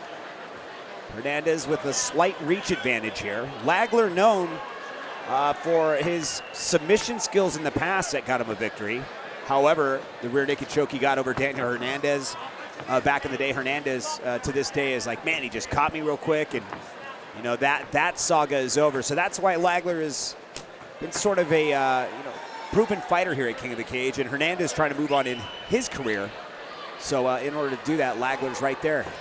Yeah, Lagler definitely a veteran in this. He's definitely going to put up a huge fight for Hernandez. He's known to never give up in an easy victory. Hernandez, though, yeah, he's had a great career thus far. He's usually a very explosive, aggressive fighter, good stand-up guy. We're going to see how this fight goes. Lagler backs Hernandez up a bit. Hernandez right back at it. And we are here at the Citizens Business Bank Arena, Ontario, California. Another night of mixed martial arts action. Both these fighters really taking their time, testing out the waters, just looking for that right opportunity to strike. Fans are calling for a little bit of action here. Hernandez trying to just get past this. This has been a pretty long feel-out process, but as I say that, a nice uppercut, but Lagler there to cover up there a bit. Nice kick, sets it up.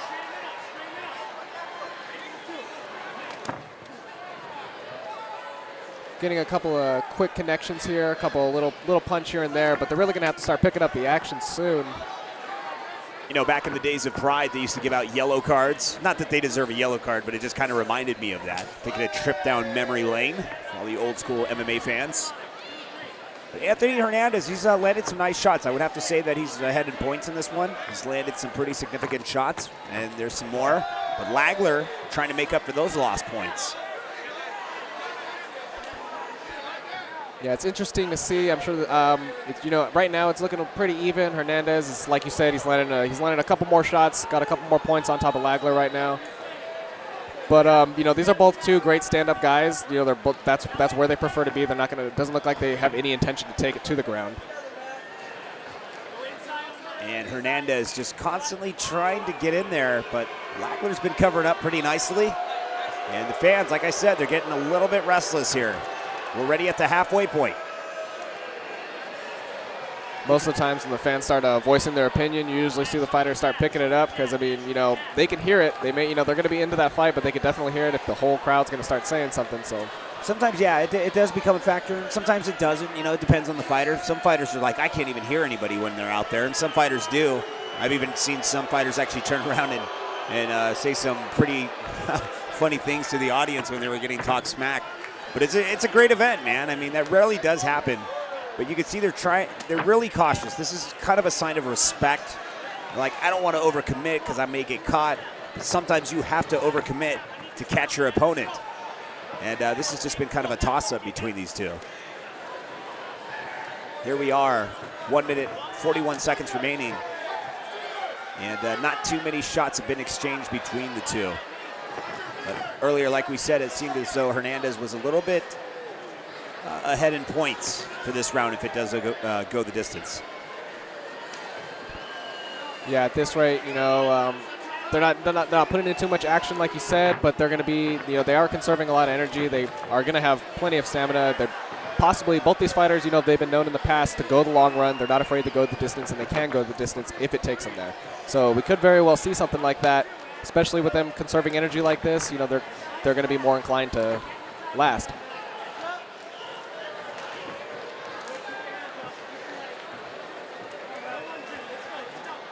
Hernandez is continuing to move forward here.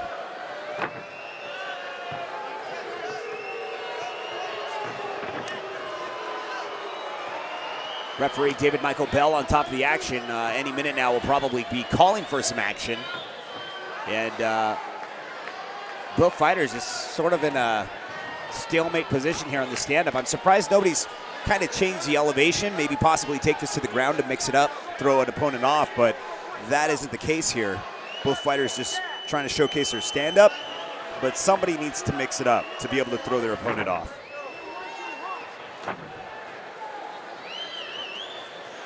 Hernandez, for the most part of this round, seemed to be a little bit more of the aggressor. Lagler returning with a couple of light strikes, but you know Hernandez seems to be the only one landing some significant ones. Ooh, just right there, heavy elbow. He just landed a nice elbow right at the bell. Luckily, it happened at the bell. I don't know if there would have been a follow-up there, but let's take a look at the replay. This is where things start to heat up. The bell rings for the 10-second count, 10-second warning here. This is where Anthony starts to speed things up. He goes, okay, sprint time. Yeah, this is the time that, you know, they got to put in work. It's been a pretty slow first round, so if he's going to collect any of those extra points from the judges, that's the time to do it. And here at Citizens Business Bank Arena, Ontario, California, as we head off into round 2. Anthony Hernandez taking on Matthew Lagler.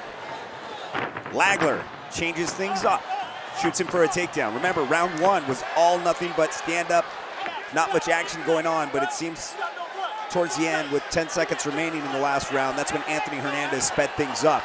And right now, I think things are about to change here on the ground.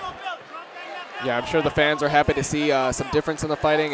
Didn't look like it was going much of anywhere, and I think both fighters realized this after that first round. So good on Lagler for trying to change things up, changing position, but as of now, it's not looking like it's going in his favor. Hernandez working from the half guard. Hernandez trying to pull that right leg out. Lagler doing a good job of sustaining that. The question is, for how long? As Hernandez tries to utilize his height advantage, the lengthiness of his legs. But so far, so good for Lagler. Hernandez just going to have to soften him up a bit here. And as I say that, he tries to roll out. Lagler may get out of this. And a wonderful job done by Lagler. Hernandez says, okay, let's go back to it then. Yeah, they'll get a little bit of a fresh start here. We'll see if Lagler wants to take it back. Ooh, heavy knee. Lagler gets caught, but shakes it right off.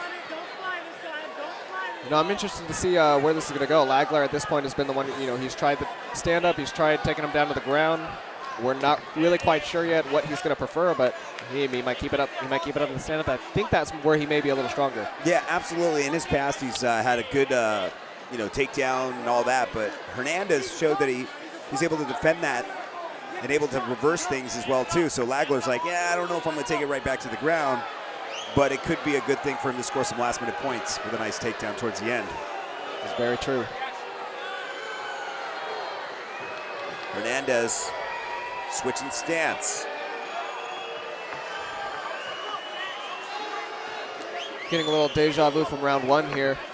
A little bit of a stalemate back on the feet. That same little short exchange of hits we've been seeing. Right here with a combination, as well as Hernandez now swinging it for the fences here. Let's see how this pans out. Both fighters are like, okay, nice espresso shot there. Both fighters awake, back in the game. Here we go. Yeah, you can really see the power behind these punches. I mean, these guys, these are knockout punches. These aren't just little taps. You know, these guys are trying to go for the win at this point. And you think with the fights that you've seen previously from Anthony Hernandez, it's incredible because he's kind of showing a lot of respect for Lagler. And if he just pushes himself, he has the tools necessary to take out the likes of Lagler. But Lagler is just covering up, coming back, and landing some shots of his own, just like that. Remember, we're here at the Citizens Business Bank Arena, Ontario, California, for another night of MMA action. And looks like the ref's going to call it. David Michael Bell has seen enough right there. He says, hey, let's get back to it.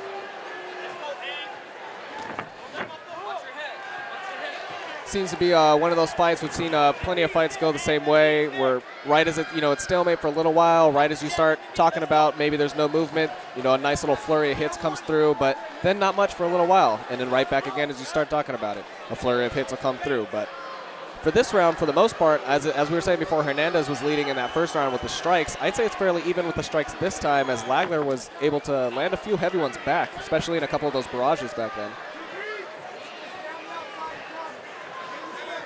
And of course, Lagler continues to take center cage.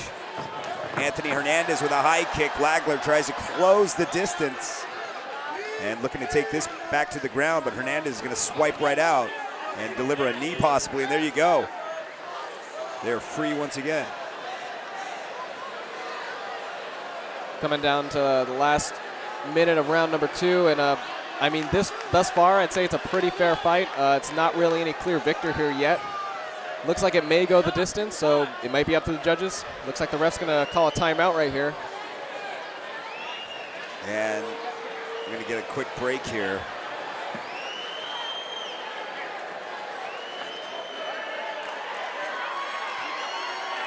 Both fighters showing a lot of resilience here. And it looks like they're gonna start swinging for the fences in this one. I'm sure when they went back to their corners like, you gotta step it up. Because if both aren't stepping up, then it's up to one guy to possibly step it up. Shorts were falling off. And they're gonna go ahead and give him a little bit of a blue belt. The crowd supporting him, cheering him on. He's got to be the coolest shorts now. Duct tape, it'll fix anything. Here we go. Final seconds remain here in round 2. Lagler with a big shot, drops Hernandez. Jumps right back in immediately. Well, that really rocked Hernandez. I'm sure he felt that. Lagler getting a few points right here on the judges' side.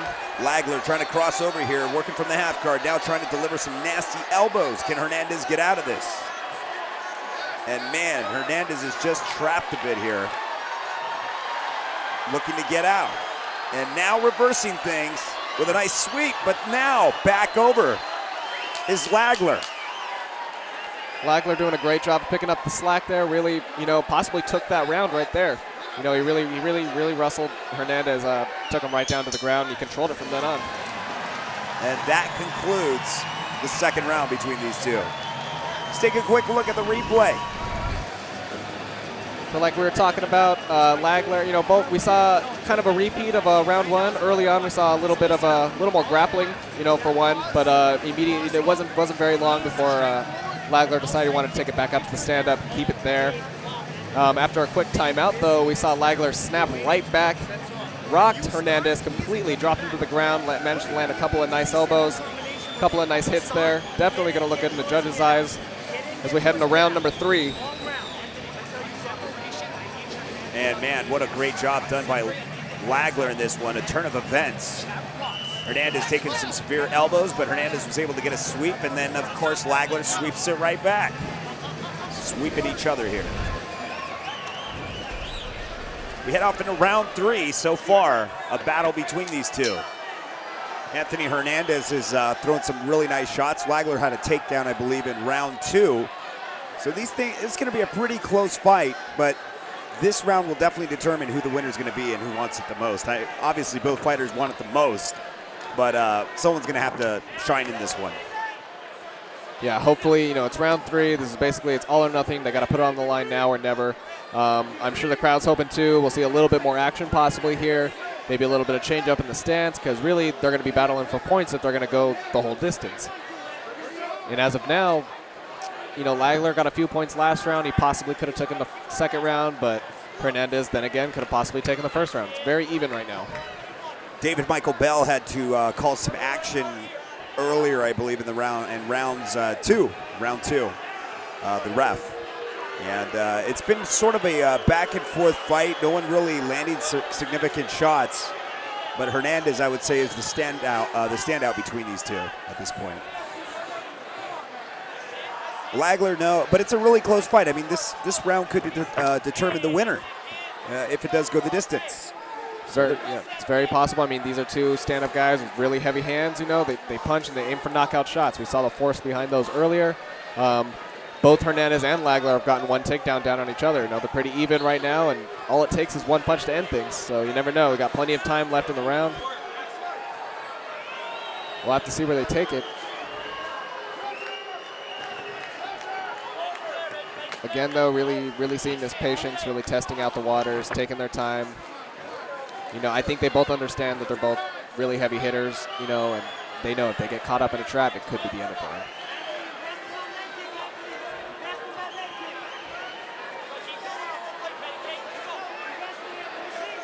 And Lagler continues to push forward. I'd like to see him shoot in for a takedown, but I guess the question is, does he have enough energy to do so? And maybe Hernandez may not have an energy to defend that takedown. So that could possibly change things up, but a little over 2.5 minutes left and a nice outside leg kick for Hernandez.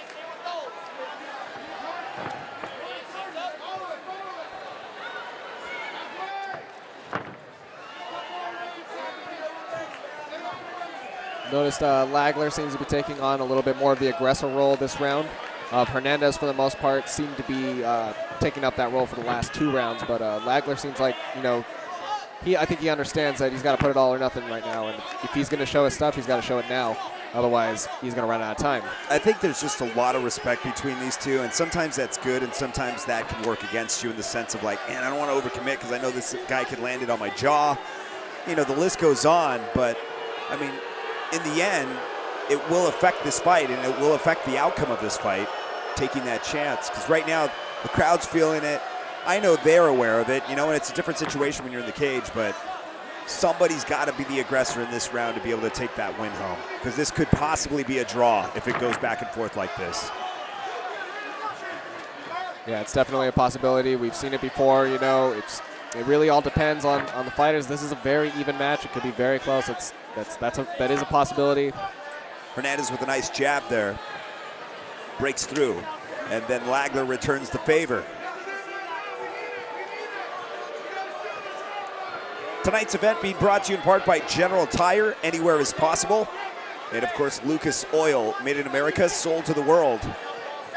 We're here in the 3rd round between Anthony Hernandez in the red tape gloves and of course, Matthew Lagler in the blue tape gloves.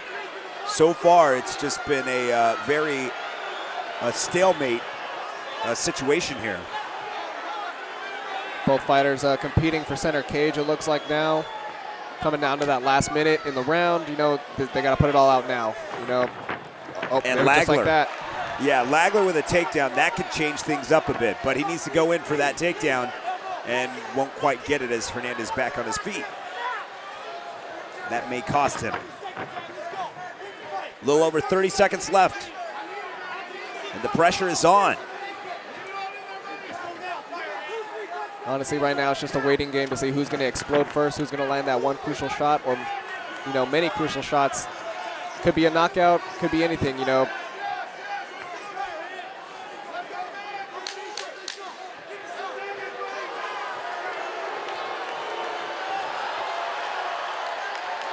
Fans are calling for some action,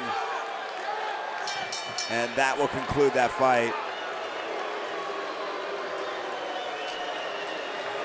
Great job done by these two. There was some action, not a lot of it, but this was really, you know, who's going to win this fight? Is it a draw? We'll see right now. Ladies and gentlemen, after 3 rounds of middleweight action, we go to the judges' scorecards, and all 3 judges at cage side. Chris Crail, Mark Davidson, and Jason Herzog score this bout exactly the same way. 29-28 for your winner by unanimous decision, Anthony Highlight Hernandez. Here is Julian Wild Child Waterbury. There you have it. Julian Waterbury making his way to the cage here tonight, here at Citizens Business Bank Arena. A very long shot of Dean Stone there. But man, here he is making his way to the cage. Julian Waterbury, a very tough fighter, very agile fighter. He's great on the ground. I have a feeling he's going to want to take it down there, but his opponent is tough. He's going up against Anthony Jimenez. He's a very strong fighter, very explosive, aggressive fighter. He's definitely going to find a match here. But Waterbury, you know, to each their own. He's a great fighter. He's got a great defense, and his stamina is, you know, fairly well as well. It's high on the charts, and if he can manage to outlast Jimenez, he could very well be in for the win. Yeah, you know, Julian really has a lot of strength when it comes to taking his opponents down. He's got the heavy hands. Tonight, he may have his hands full just a little bit as he takes on his opponent, Anthony Jimenez. Anthony Jimenez, a very tough individual on the ground. He's got great ground and pound. All around a well-rounded fighter, but his ground game is what he's really going to have to watch out for. Yeah, Jimenez, you know, like I said earlier, he's a very explosive fighter. He has a lot of energy right off the bat. I have a feeling like he's probably going to be landing the first strikes. He's going to be going at it hard, 150% right off the bat. So Waterbury's going to have to be expecting that. He's going to have to be ready for that.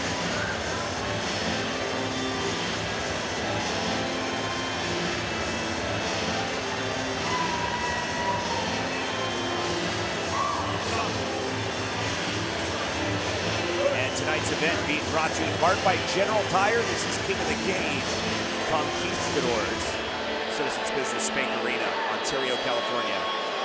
And man, what an excellent crowd that's starting to show up here in the prelims. And man, I love the people out here in the Inland Empire. I mean, you come into an arena like this is very intimidating for some of the first-time fighters, and it gives them a sense of the big stage here, which is King of the Cage.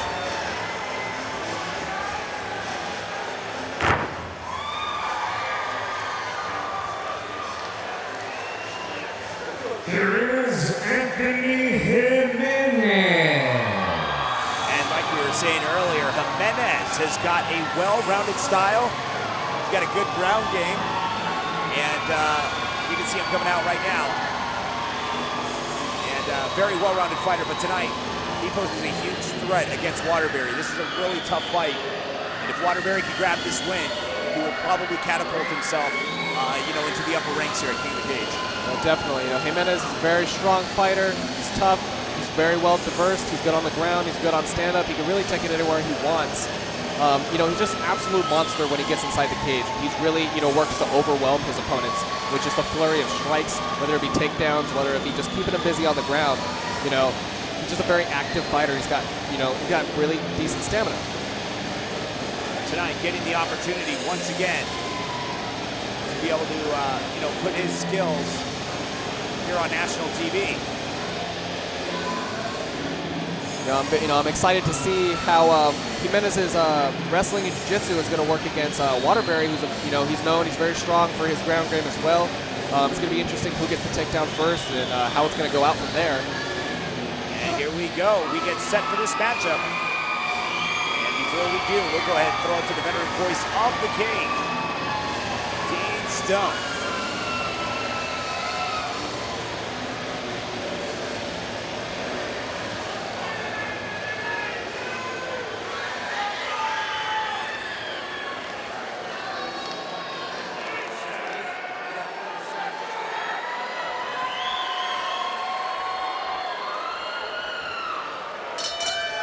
Ladies and gentlemen from Citizens Business Bank Arena, Ontario, California, King of the Cage and General Tire present this 3-round bout in the Bantamweight division. Your referee in charge of the action, Jason Herzog. Introducing first, the Lucas Oil blue corner, standing 5 feet 7 inches tall. Official weight, 145 pounds. He represents the 10th Planet Monster Squad and Classic Fight Team. Ladies and gentlemen, from Fullerton, California, presenting Julian Wild Child Waterbury.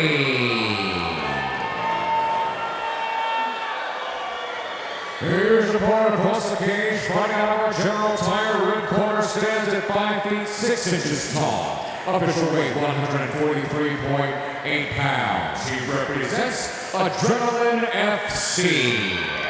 Ladies and gentlemen, from San Bernardino, California, presenting Anthony Jimenez.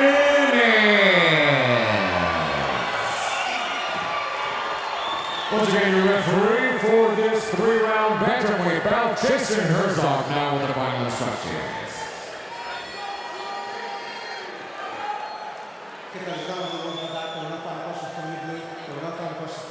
If you want to touch gloves, do it now. Not really fight.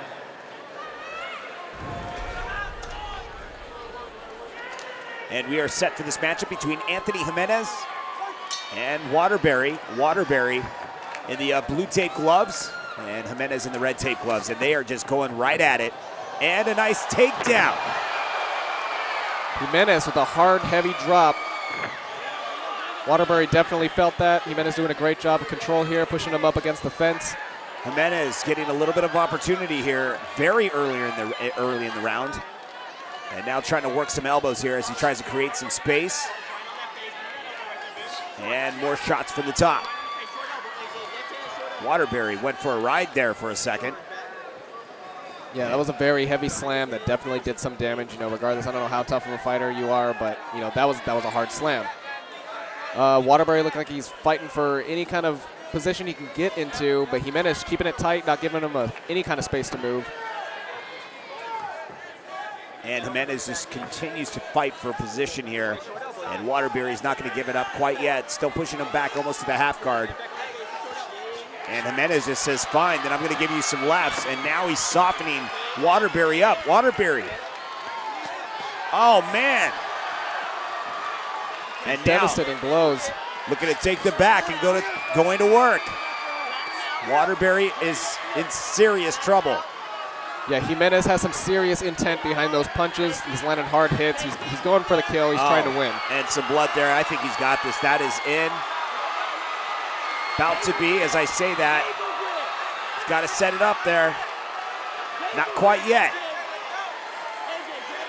Waterbury. And here we go. Can Jimenez finish this off? 3 minutes, 16 seconds remains. It would be impressive. If Waterbury is not out of the woods yet, but better position. But now Jimenez takes it right back and going to try and roll into that rear naked choke once again.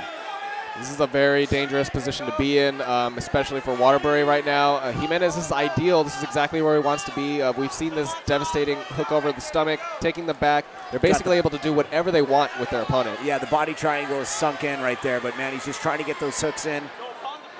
After that, and right here, it's really hard to see from this angle, but we got lots of blood coming out of Waterbury, that's for sure. Now, more shots from the top, taking the back. Waterbury could be in serious trouble here. He's already taken a lot of damage.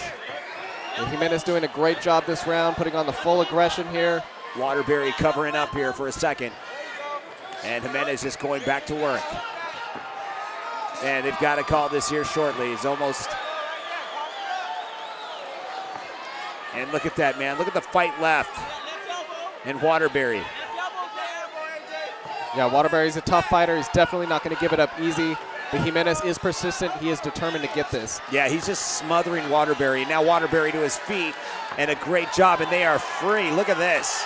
Waterbury says, I still have an opportunity, but Jimenez looks fresher of the two. Rightfully so.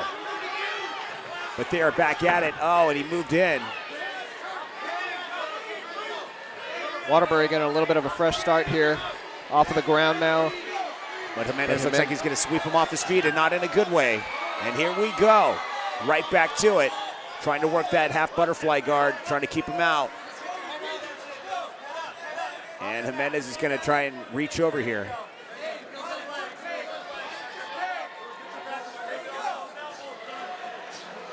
Jimenez staying persistent, keep him busy.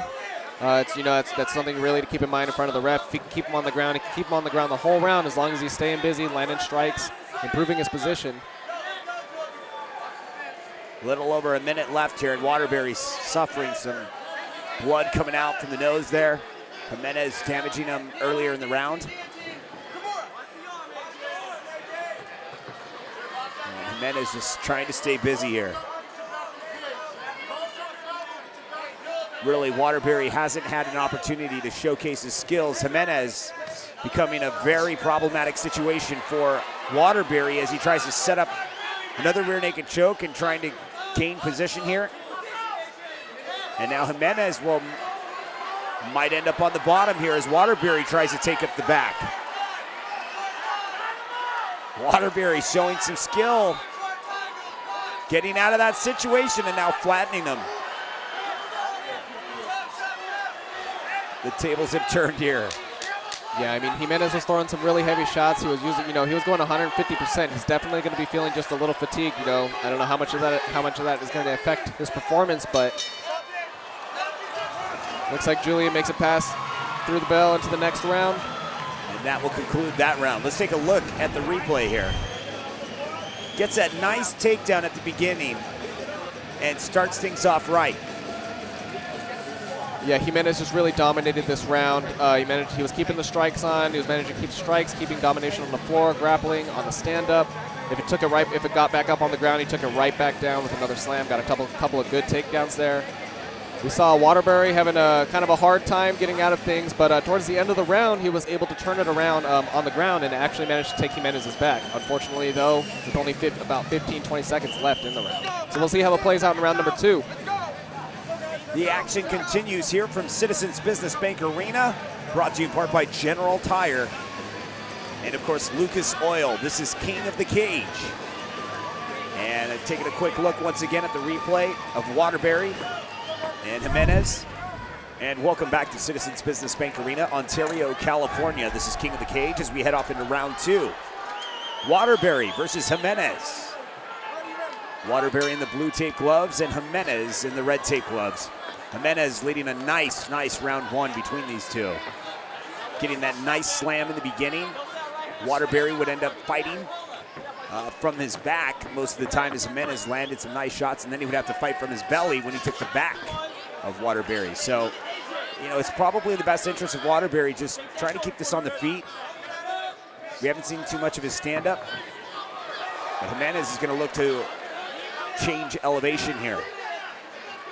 Yeah, fortunately, Waterbury's looking pretty fresh. He's got a little bit of a second win there at the end of the last round. He seems to be carrying over into this, giving him a little bit more of the advantage, keeping Jimenez up against the fence, dominating a little more control this round. Jimenez, I mean, definitely is going to be feeling some of the effects of the fatigue from the last round. He was going 150%. He was throwing hard strikes, heavy strikes, keeping him on the ground, all those takedowns. You know, it's really going to take it out of you, although it did a great job of definitely winning him that round. And right now, Waterbury's just looking for that takedown. Jimenez just fighting off the cage.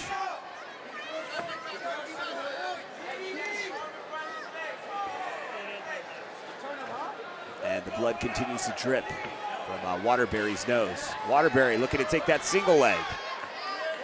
Now looking to take the hips.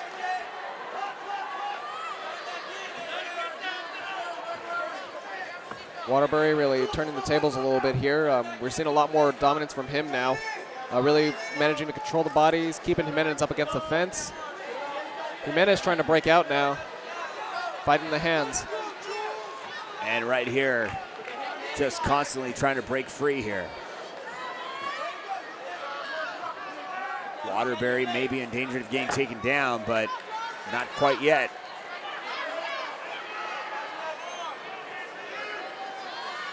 Waterbury keeping a firm stance. He's staying calm, conserving energy. And Waterbury now taking the back and landing some nice shots.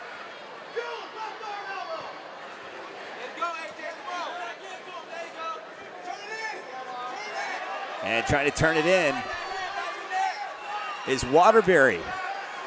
Now taking the back of Jimenez. Could Jimenez be a little bit tired here?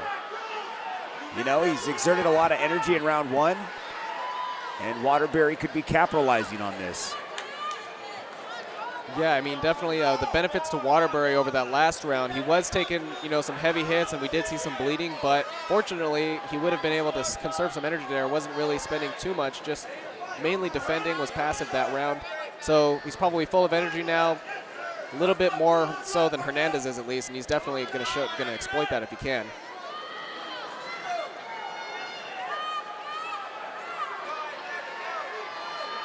Both fighters just taking their time here. Trying to work the Kimura. Jimenez sort of trapped here, sort of a position that would be very uncomfortable, to say the least. Waterbury doing a great job of holding on, not letting go. He's really doing a good job of minimizing Jimenez's options.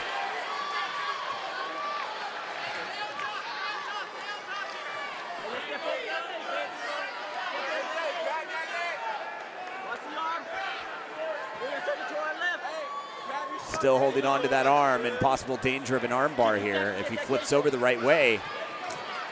But Jimenez just trying very hard to get out of this bad situation.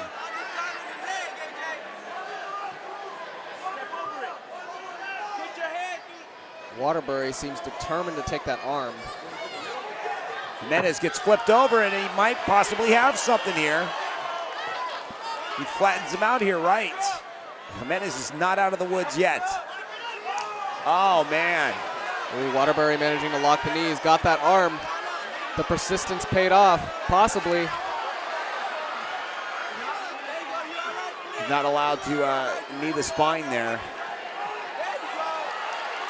And it looks like Jimenez may get out of here, but then he's got the ankle here.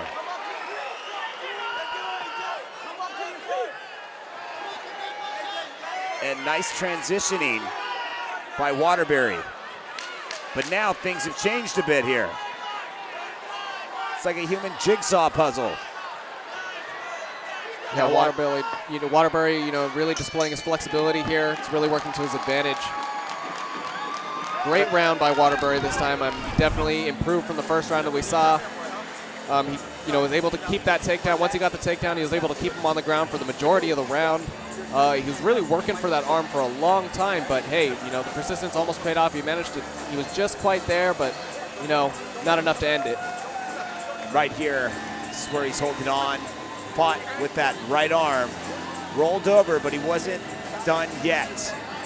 And for that alone, this shows a lot of control in the favor of Waterbury. Jimenez in the red gloves and Waterbury in the blue gloves as we head off into round 3. I'd say round 1 goes to Jimenez. Round 2 possibly been squeezed out by Waterbury. So this is could be a possible even fight.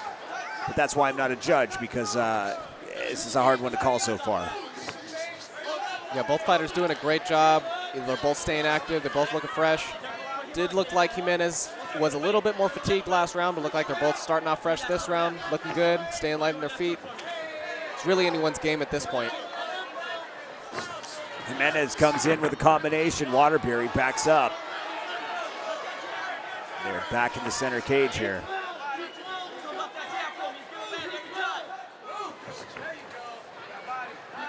Both fighters looking like they're taking a little bit more of the cautious route.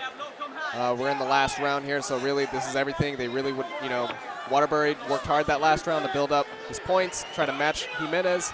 Really be a shame if, one mistake, that could be the end of everything.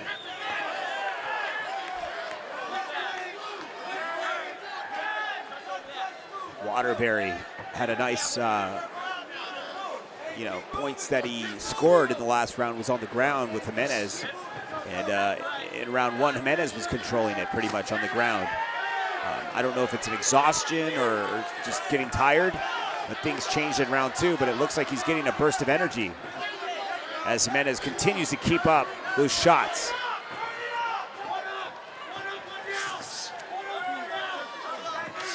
Nice knee. Waterbury closes the distance, looking for that single leg possibly. Or the double leg, excuse me, hard to see from here. Now, outside leg trip. All kinds of stuff going on here. Now Waterbury looking to go to work here. A little bit of ground and pound action possibly. And he's gonna try and get him off that cage, making it a little more accessible. And Waterbury looking to go for the same tactic as the last round. Now working a triangle here, possibly. Jimenez just needs to be really careful because one bad move can put him into that triangle and he's back. Yeah, and now he's back on it. Yeah, especially with Waterbury, he's a very agile fighter. He knows where he needs to be and he gets where he needs to be when he's on the ground. But just as I say that, Jimenez switches things up once again.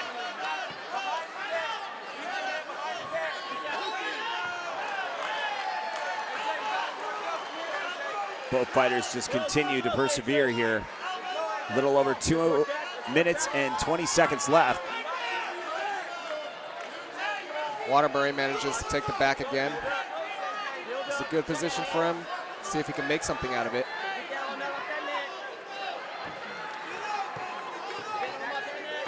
Something he's been going for all night here. But don't underestimate Jimenez, though. Once he gets out of these positions, he comes back with explosive energy. And Waterbury's just trying to make sure that doesn't happen here again.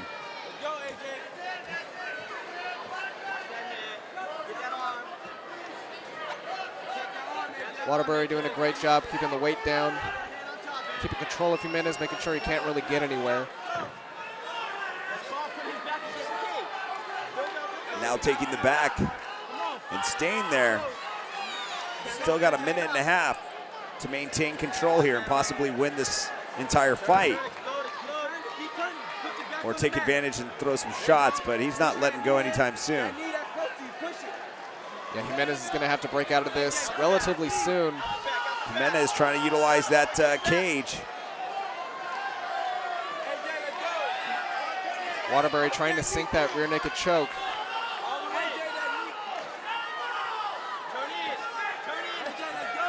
Just going to keep softening up Jimenez as much as he can. Jimenez having a hard time defending. 46 seconds remains. And Jimenez just trying to get out of this situation.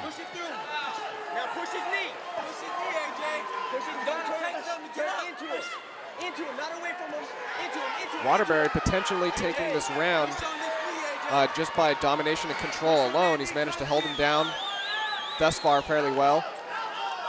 Jimenez hasn't really had a chance to land quite a few strikes to really show an opportunity to the judges that he's won this round quite much. Waterbury still fighting for that rear naked choke. And it looks like it's going to go the distance here. And this fight will more than likely go to the judges. Very exciting fight here. Take a look at the replay here. Yeah, both of these guys just complete warriors, fought a war. We saw Jimenez starting out very strong, taking that first round in the stand-up and in the ground game, but Waterbury came right back in the second round, started to dominate in the third round, followed through with that same plan, executed it almost perfectly, wasn't quite able to get that rear naked choke he was looking for, but I think he did enough damage in the judges' eyes. Yeah, absolutely. Right here you can see that he's just constantly opening up, landing some nice points, then goes back to it, tries to pull off the submission, then gets back up, scores some more points. And that could be well enough for him to possibly win the fight. Ladies and gentlemen, after 3 rounds of bantamweight action, we go to the judges' scorecards. Mike Beltran scores this bout 29-27 in favor of Waterbury. However, that score has been overruled because Chris Krell and Mark Davidson scored this bout 28-28. This bout is a majority draw.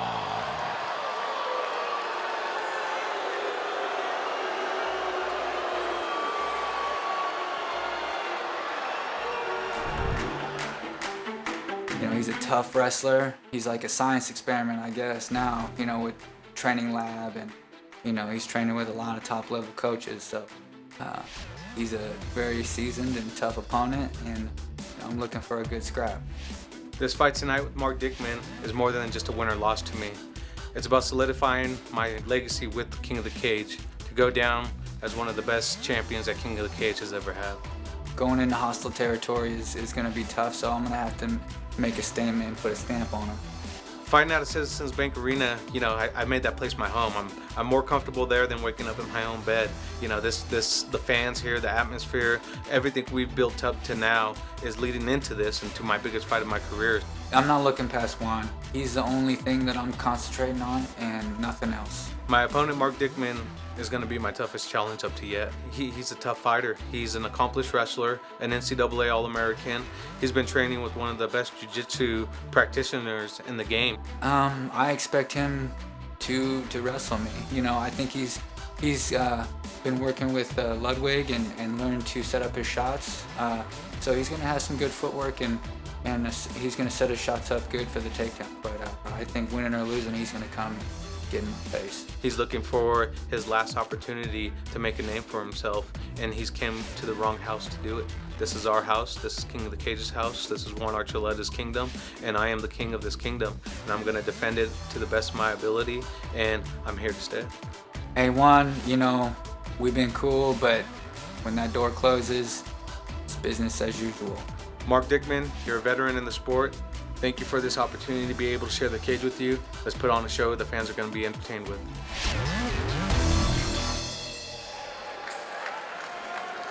Here is Mark Tricky Dickman.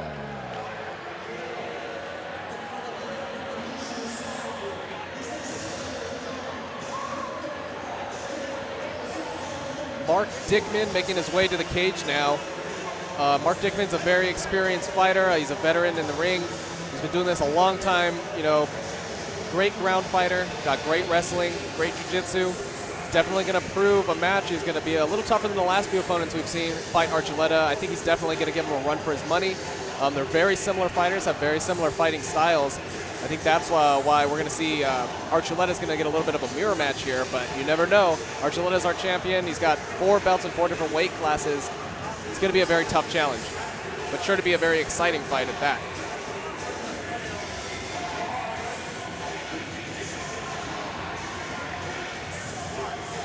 Dickman getting prepared here.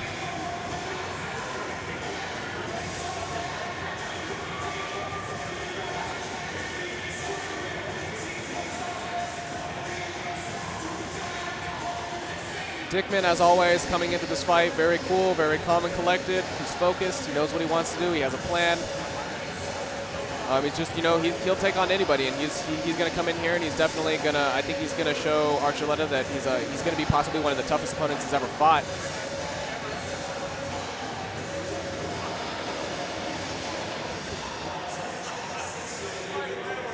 Mark Dickman heads inside the cage.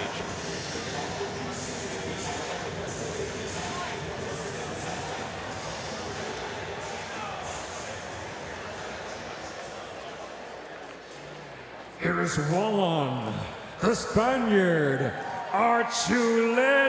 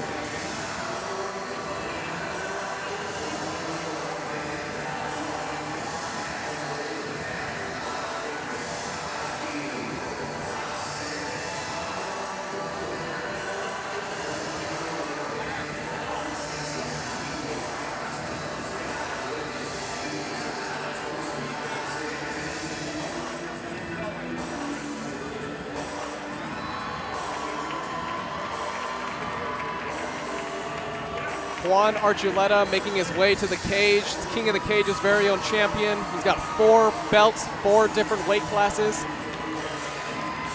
Outstanding fighter. He's been training with the likes of Joe Daddy Stevenson, TJ Dillashaw, Cub Swanson. I mean, this guy, he's almost like, just like Dickman described it in his interview, he's almost like a science experiment. You know, he's been working with all the, the best names in the business, just training nonstop, new methods. You know, so he's able to take on any opponent that comes in front of him. And thus far, everyone that we've put up against him, he's just absolutely destroyed. Most of the fights he's gone through haven't even passed the first round, but I think this fight's going to be different. I think Dickman's definitely going to pose a threat to him. I think it's definitely going to go past the first round for one.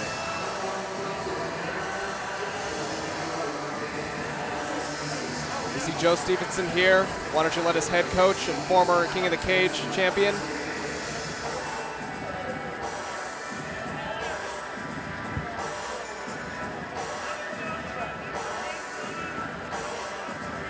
Archuleta himself, he's a very respectable fighter. He always stays calm, focused. He's very ready for any fight he's approached with. He does his research, he does his homework, he trains every single day. He knows exactly what he's going at every time. He is definitely aware of the skills and talents of his opponent. And Juan Archuleta will head into the cage, and we'll see what happens when they meet up.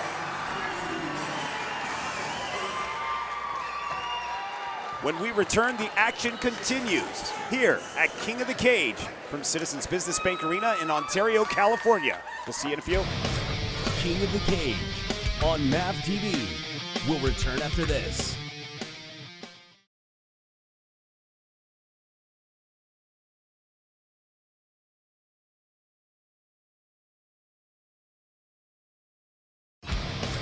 King of the Cage on MAV TV. We'll return after this. Ladies and gentlemen, from Citizens Business Bank Arena, Ontario, California, King of the Cage and General Tire present our featured bouts of the evening. Sanctioned by the California State Athletic Commission, Commissioner John Carvelli, Chair, Executive Officer Andy Foster, Event Supervisor Sean Wells. It's in conjunction with King of the Cage Incorporated, President and Founder Terry Trebilcock Jr., Matchmaker Carlos Rivera, Promoter Mike Lowe, Timekeeper at the bell Willie Areola. The three judges scoring this bout will be Chris Crail, David Michael Bell, and Mark Davidson. After the bell rings, your referee in charge of the action from East LA, Mike Beltran. And now, for the thousands in attendance and the millions joining us around the world. Southern California, let's hear it. This is our main event of the evening. 5 rounds of MMA for the King of the Cage Bantamweight Championship of the World. Introducing first, in the Lucas Oil blue corner, standing 5 feet 9 inches tall, official weight 145.6 pounds. This tricky compound, extreme couture, and Sergio Penha fighter has a professional record, 11 victories with 3 defeats. Ladies and gentlemen, from Sin City, Las Vegas, Nevada, presenting the challenger, Mark Tricky Dickman.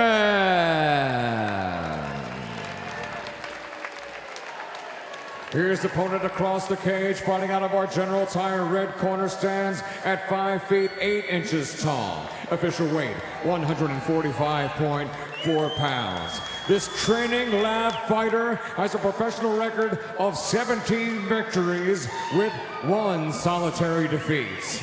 Ladies and gentlemen, here is the pride of Hesperia, California, the reigning and defending King of the Cage, Bantamweight Champion of the World, Juan the Spaniard Archuleta.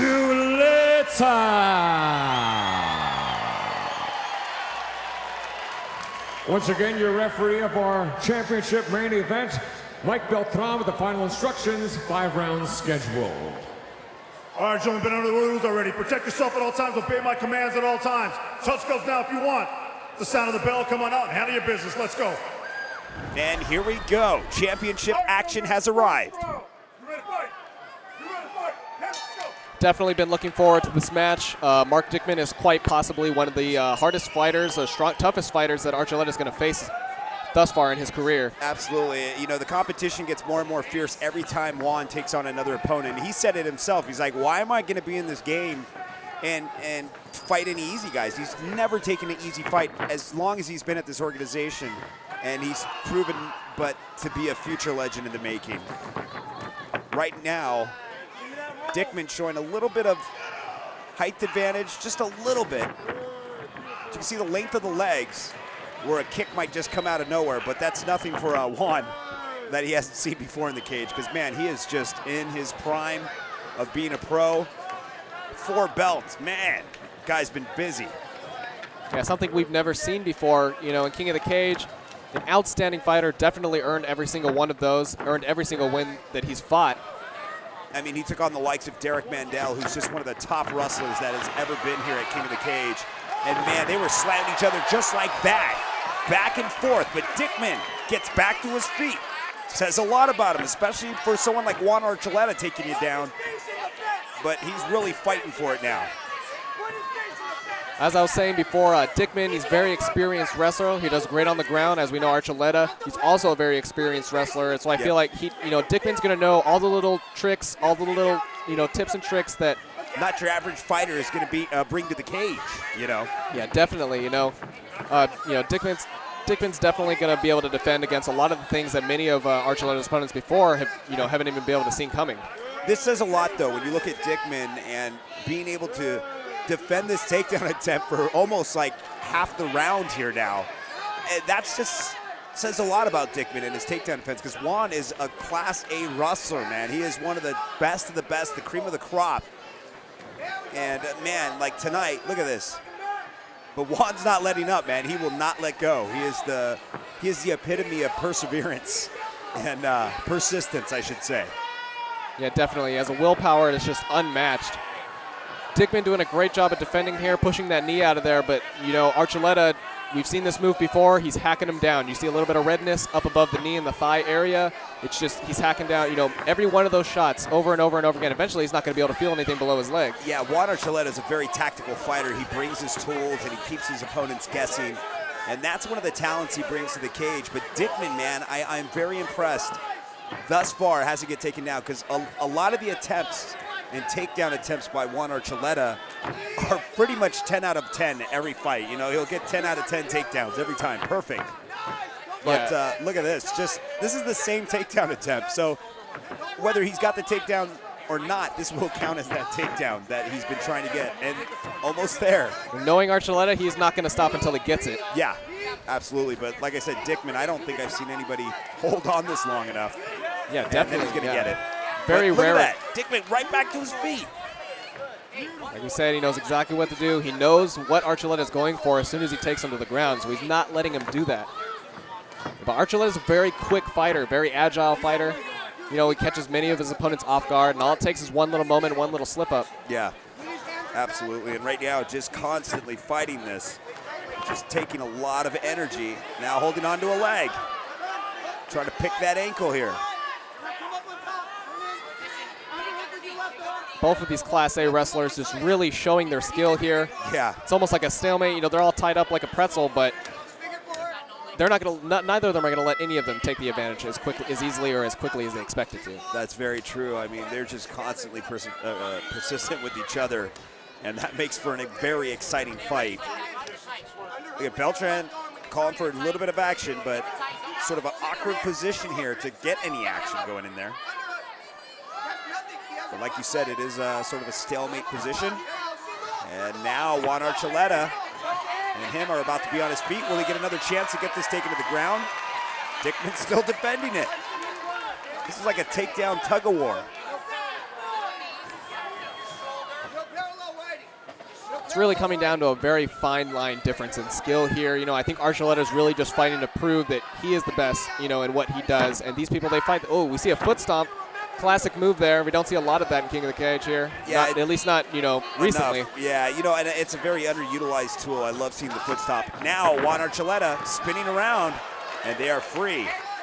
Man, talk about being able to do that for that long. And these guys are like, man, I have all this energy balled up.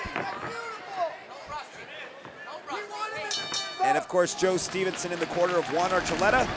And they'll get a couple seconds to speak with each other. So yeah, we saw a familiar technique from Archuleta this fight. Oftentimes we see him go straight for the takedown. As soon as he can get an opponent to the ground, he just absolutely destroys them. But Dickman, this is a different opponent. This is somebody who is expecting this. He knows exactly what Archuleta is going for, and he defended very well against it. I mean, for the majority, Archuleta is a very persistent fighter. He was not going to give up that leg, and I'm sure he wasn't going to feel satisfied until he got it. As we head off into round 2.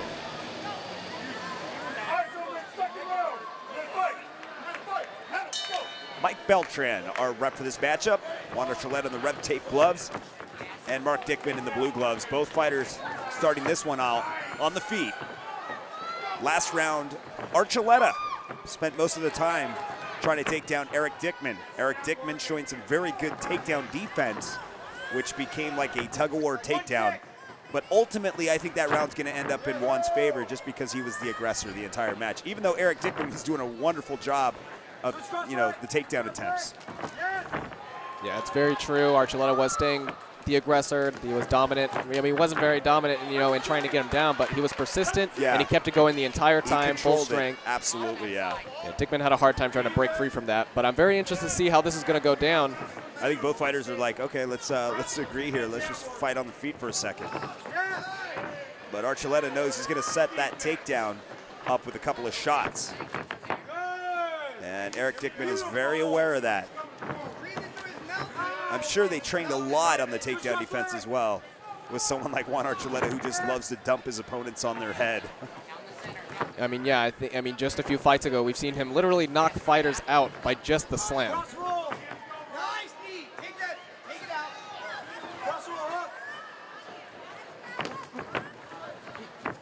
Now shooting in for that takedown like we were talking about.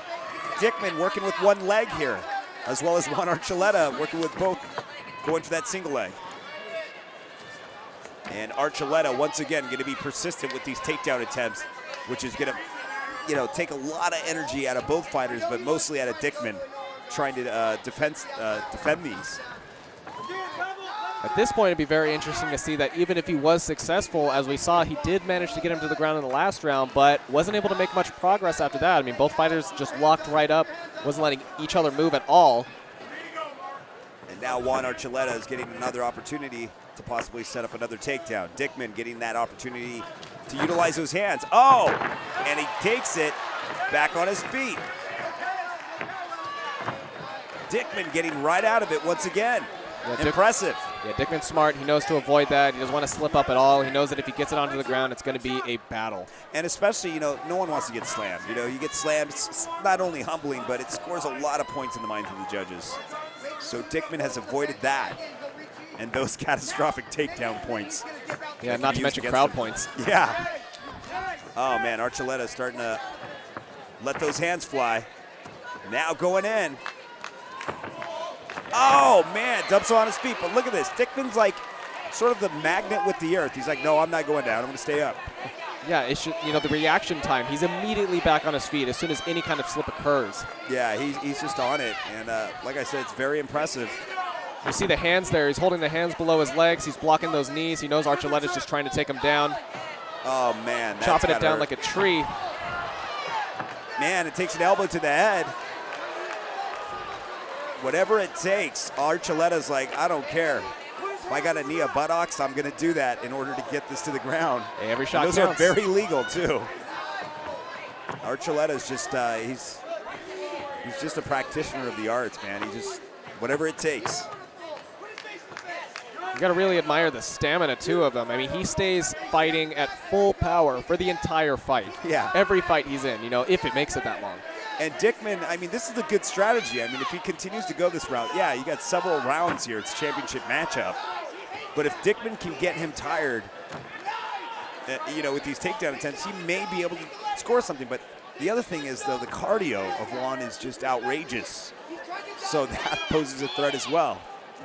Yeah, we haven't seen, you know, many examples of him going the distance, you know, because he's managed to take out the fighters relatively quickly, but we may be able to see a new Juan that we haven't seen very often here. Yep. If it gets into the later rounds. Final seconds remain here. Just a little over 40 seconds here in round 2. Archuleta trying to chop at that feet, another foot stomp. Yeah, at this point, I think Juan realizes that Dickman's doing a great job at defending, you know, the takedown. He's probably not going to get it just by brute force, so he's just chopping down those legs, trying to weaken him up as much as he can. Dickman, though, staying very light on his feet, staying calm, staying focused. Dickman takes a shot, going to defend that takedown again. Man, that is just absolutely incredible. I'm so impressed. This has got to be somewhat frustrating for Juan because Juan can take his opponents down at will, and this has kind of been a problem for Juan trying to take it to the ground. But he says, you know what? I won't let that stop me. I'm going to score some points. Juan's just like, man, let me at him. Let me get this to the ground. Frustrating for both fighters, to say the least. Here we go. Take a look at the replay. Yeah, Juan definitely wants that takedown, and he's not going to stop this fight until he gets it. Whether that takes him 5 rounds, whether it takes him 1 more round, he's going to keep going. You know, it's just going to make that prediction now. It's been going like that thus far. It's exactly what he wants. He sees that passion in his eyes. He's just not the type of guy to give up at all. No, absolutely not. Right here, just persistent with it. I mean, there was just so many times he was able to just kind of interlock here and continue with that takedown attempt. Even though he didn't, you know, completely stay on the ground, that'll go down in the minds of the judges as a takedown too. Juan trying to set up another takedown there. So we head off. Into round 3. Championship action here.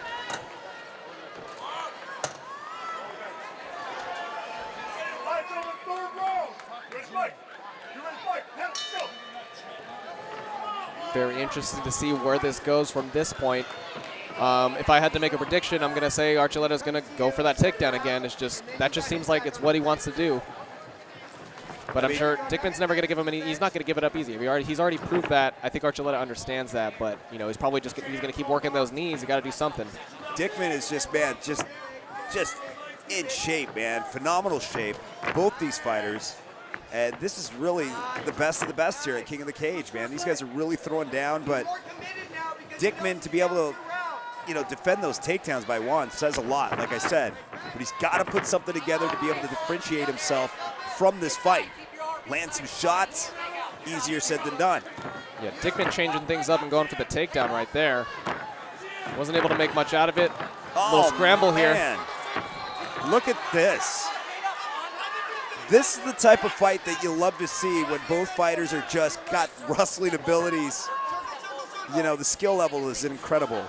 And it just becomes like these artsy scramble between the two. Yeah, whoever said only throwing punches makes a good fight. Yeah, absolutely. These are those types of fights where you're like, man, these guys are just, it's racing for position.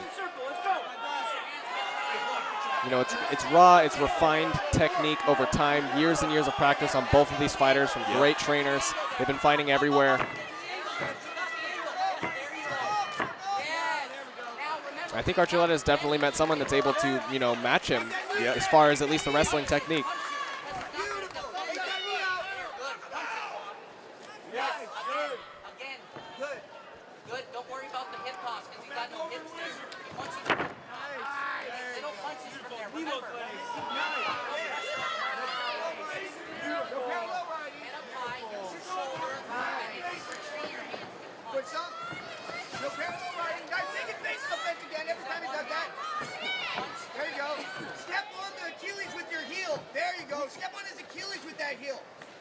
And Juan just staying busy with those knees.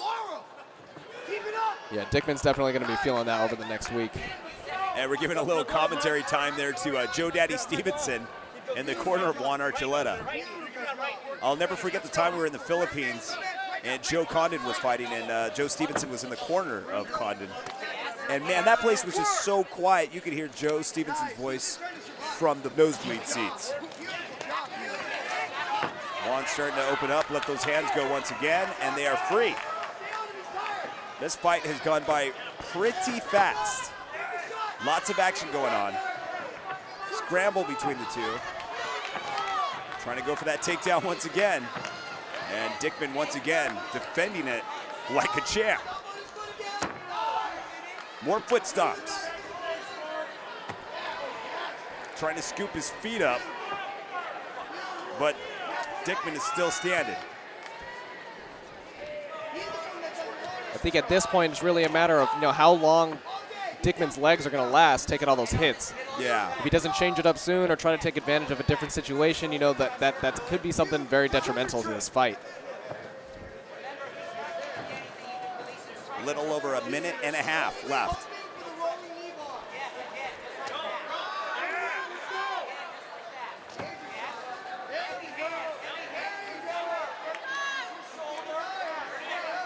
And Juan just looking to go to work here. Now delivering some elbows from very crazy, awkward angles. Very effective. Now holding on is Dickman. A little over a minute left here in round 3.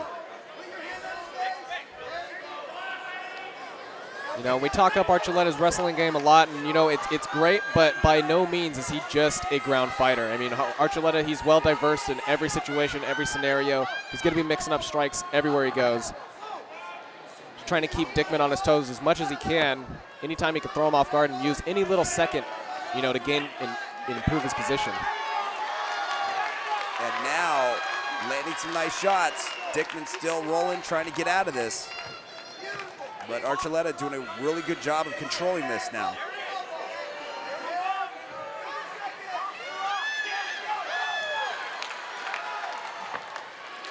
Dickman caught up in a guillotine, gets right out, almost.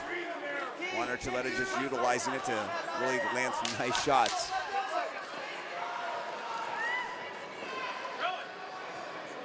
Archuleta doing a great job of keeping control here, retaining the dominant position, staying busy, and he'll close out that round. What a true display of skill we've had here. You know, two fantastic wrestlers, fantastic ground game fighters. You know, Archuleta a little bit more the persistent of the two. He's managed to get the lead, just keep the aggression. This scramble right here is incredible, right? Oh, amazing, yeah, definitely. You know, both these guys, they know exactly where each other's trying to go. They know where they want to be. They're in each other's heads almost. You want to talk about 110% instinct. These guys are all on it, man. I mean, they're in touch with their instincts. They know exactly what to do, and they're just going with the flow. It's an incredible display of art almost here.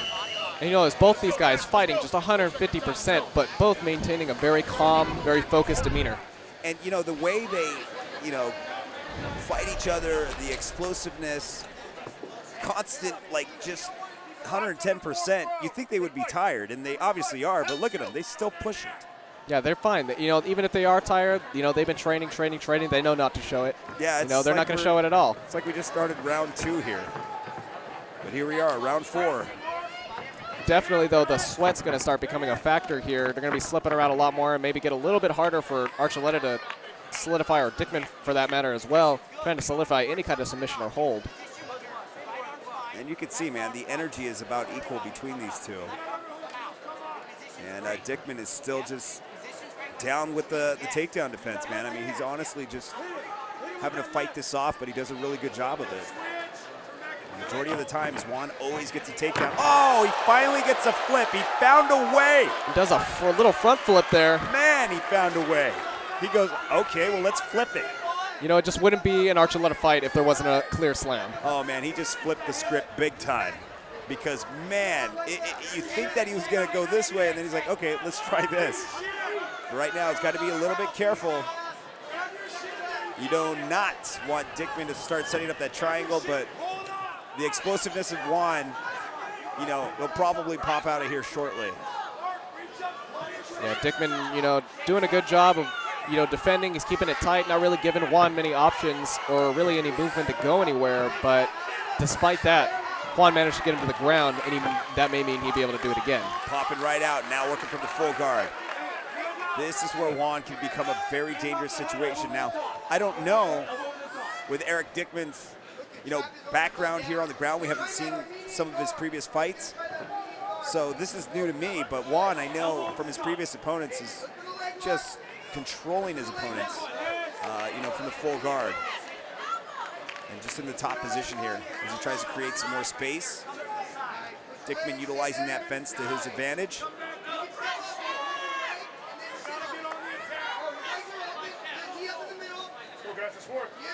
A little bit of action being called on by Mike Beltran, or a ref. I'm sure both of these guys are just exhausted right now. But yeah. They, you know, Archuleta, you know, and Dickman, you know, they've been fighting for so long. They've been through so many fights. They're not going to show it. They know not to.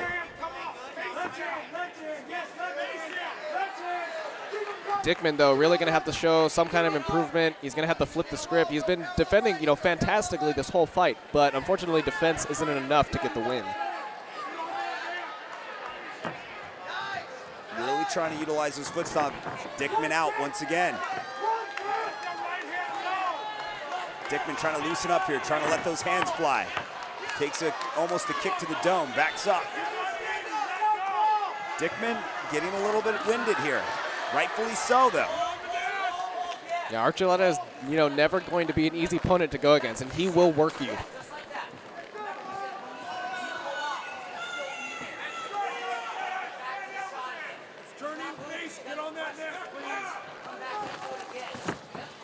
And here we go. Juan's got a little bit of blood coming from that left eyebrow. Not sure if that's Dickman or if that's his. These guys are so fast you can't even see what's going on. And now shoots in once again. Dickman, does he have enough energy to defend these takedowns that are going to keep happening? You know Juan is not going to stop. He's going to keep pushing that. Oh, you hear Joe Stevenson home? That was beautiful. And man, Juan is just continuing to keep the pressure on Dickman. We're 4 rounds in now, almost at the end of the 4th round. Dickman, he's really gonna. It's now or never. He's gonna have to turn things around. If it goes into round number 5, he's really his only option at that point is gonna have to be a knockout or a submission, TKO, whatever he could do to end the fight quickly. Because thus far, Juan's been leading this fight. He's been the constant aggressor. And it's kind of like disheartening probably on Dickman's part, because he has been this has been the most formidable opponent I've seen Juan fight here at King of the Cage, who has really brought it to him. And like I said, the takedowns alone, the attempts, being able to get out of that, just says a lot about Dickman's skill. I would really like to see him in another fight if this does not go his way. I'm very curious at the future of Dickman, because Dickman has got his skills, he's got the tools, and he has what it takes. And he is definitely fighting a championship fight here. But man, Juan is just starting to overcome the cardio of Dickman. Juan gets a strong finish there. And look at Juan, he just not really breathing hard. Goes back to his corner. Dickman is just, the reason why he should be more exhausted, rightfully so, is the pressure's been put on him. I mean, you're carrying this body weight the entire 4 rounds. It's gonna take its toll, and that's what's happening right now. And, but like I said, I'm still impressed by Dickman. And not only, having it, there's that beautiful slam we saw there. That definitely was gonna wind him, possibly knock the breath out of him. Dickman, not to discredit his stamina, he has great stamina. Wrestlers are always known to have that, but Juan's is just on another level. When we return, the action continues. And I think they have possibly called the winner here. I think Dickman might be out. It is what it is. Hats off to him. I look forward to his future here at King of the Cage. We throw it to Dean Stone. Ladies and gentlemen, the blue corner is no longer able to continue this evening. The official time comes at the very end of round number 4. Your winner by TKO still King of the Cage, Bantamweight World Champion, Juan, the Spaniard, Archuleta.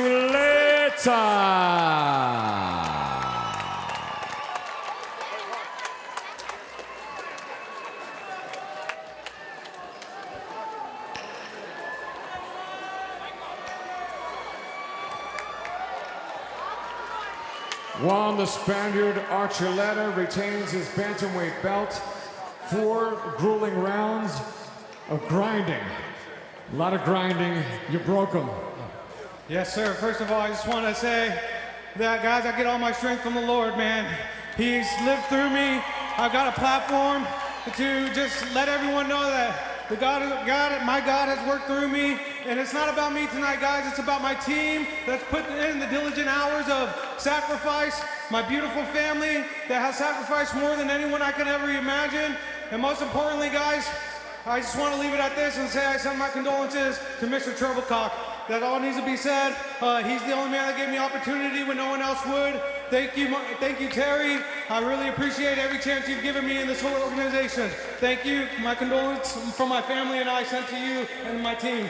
Thank you, guys. Thank you for showing up tonight, guys. Beautiful night. Thank you. Very well said. Juan Archuleta keeps his 145 belt.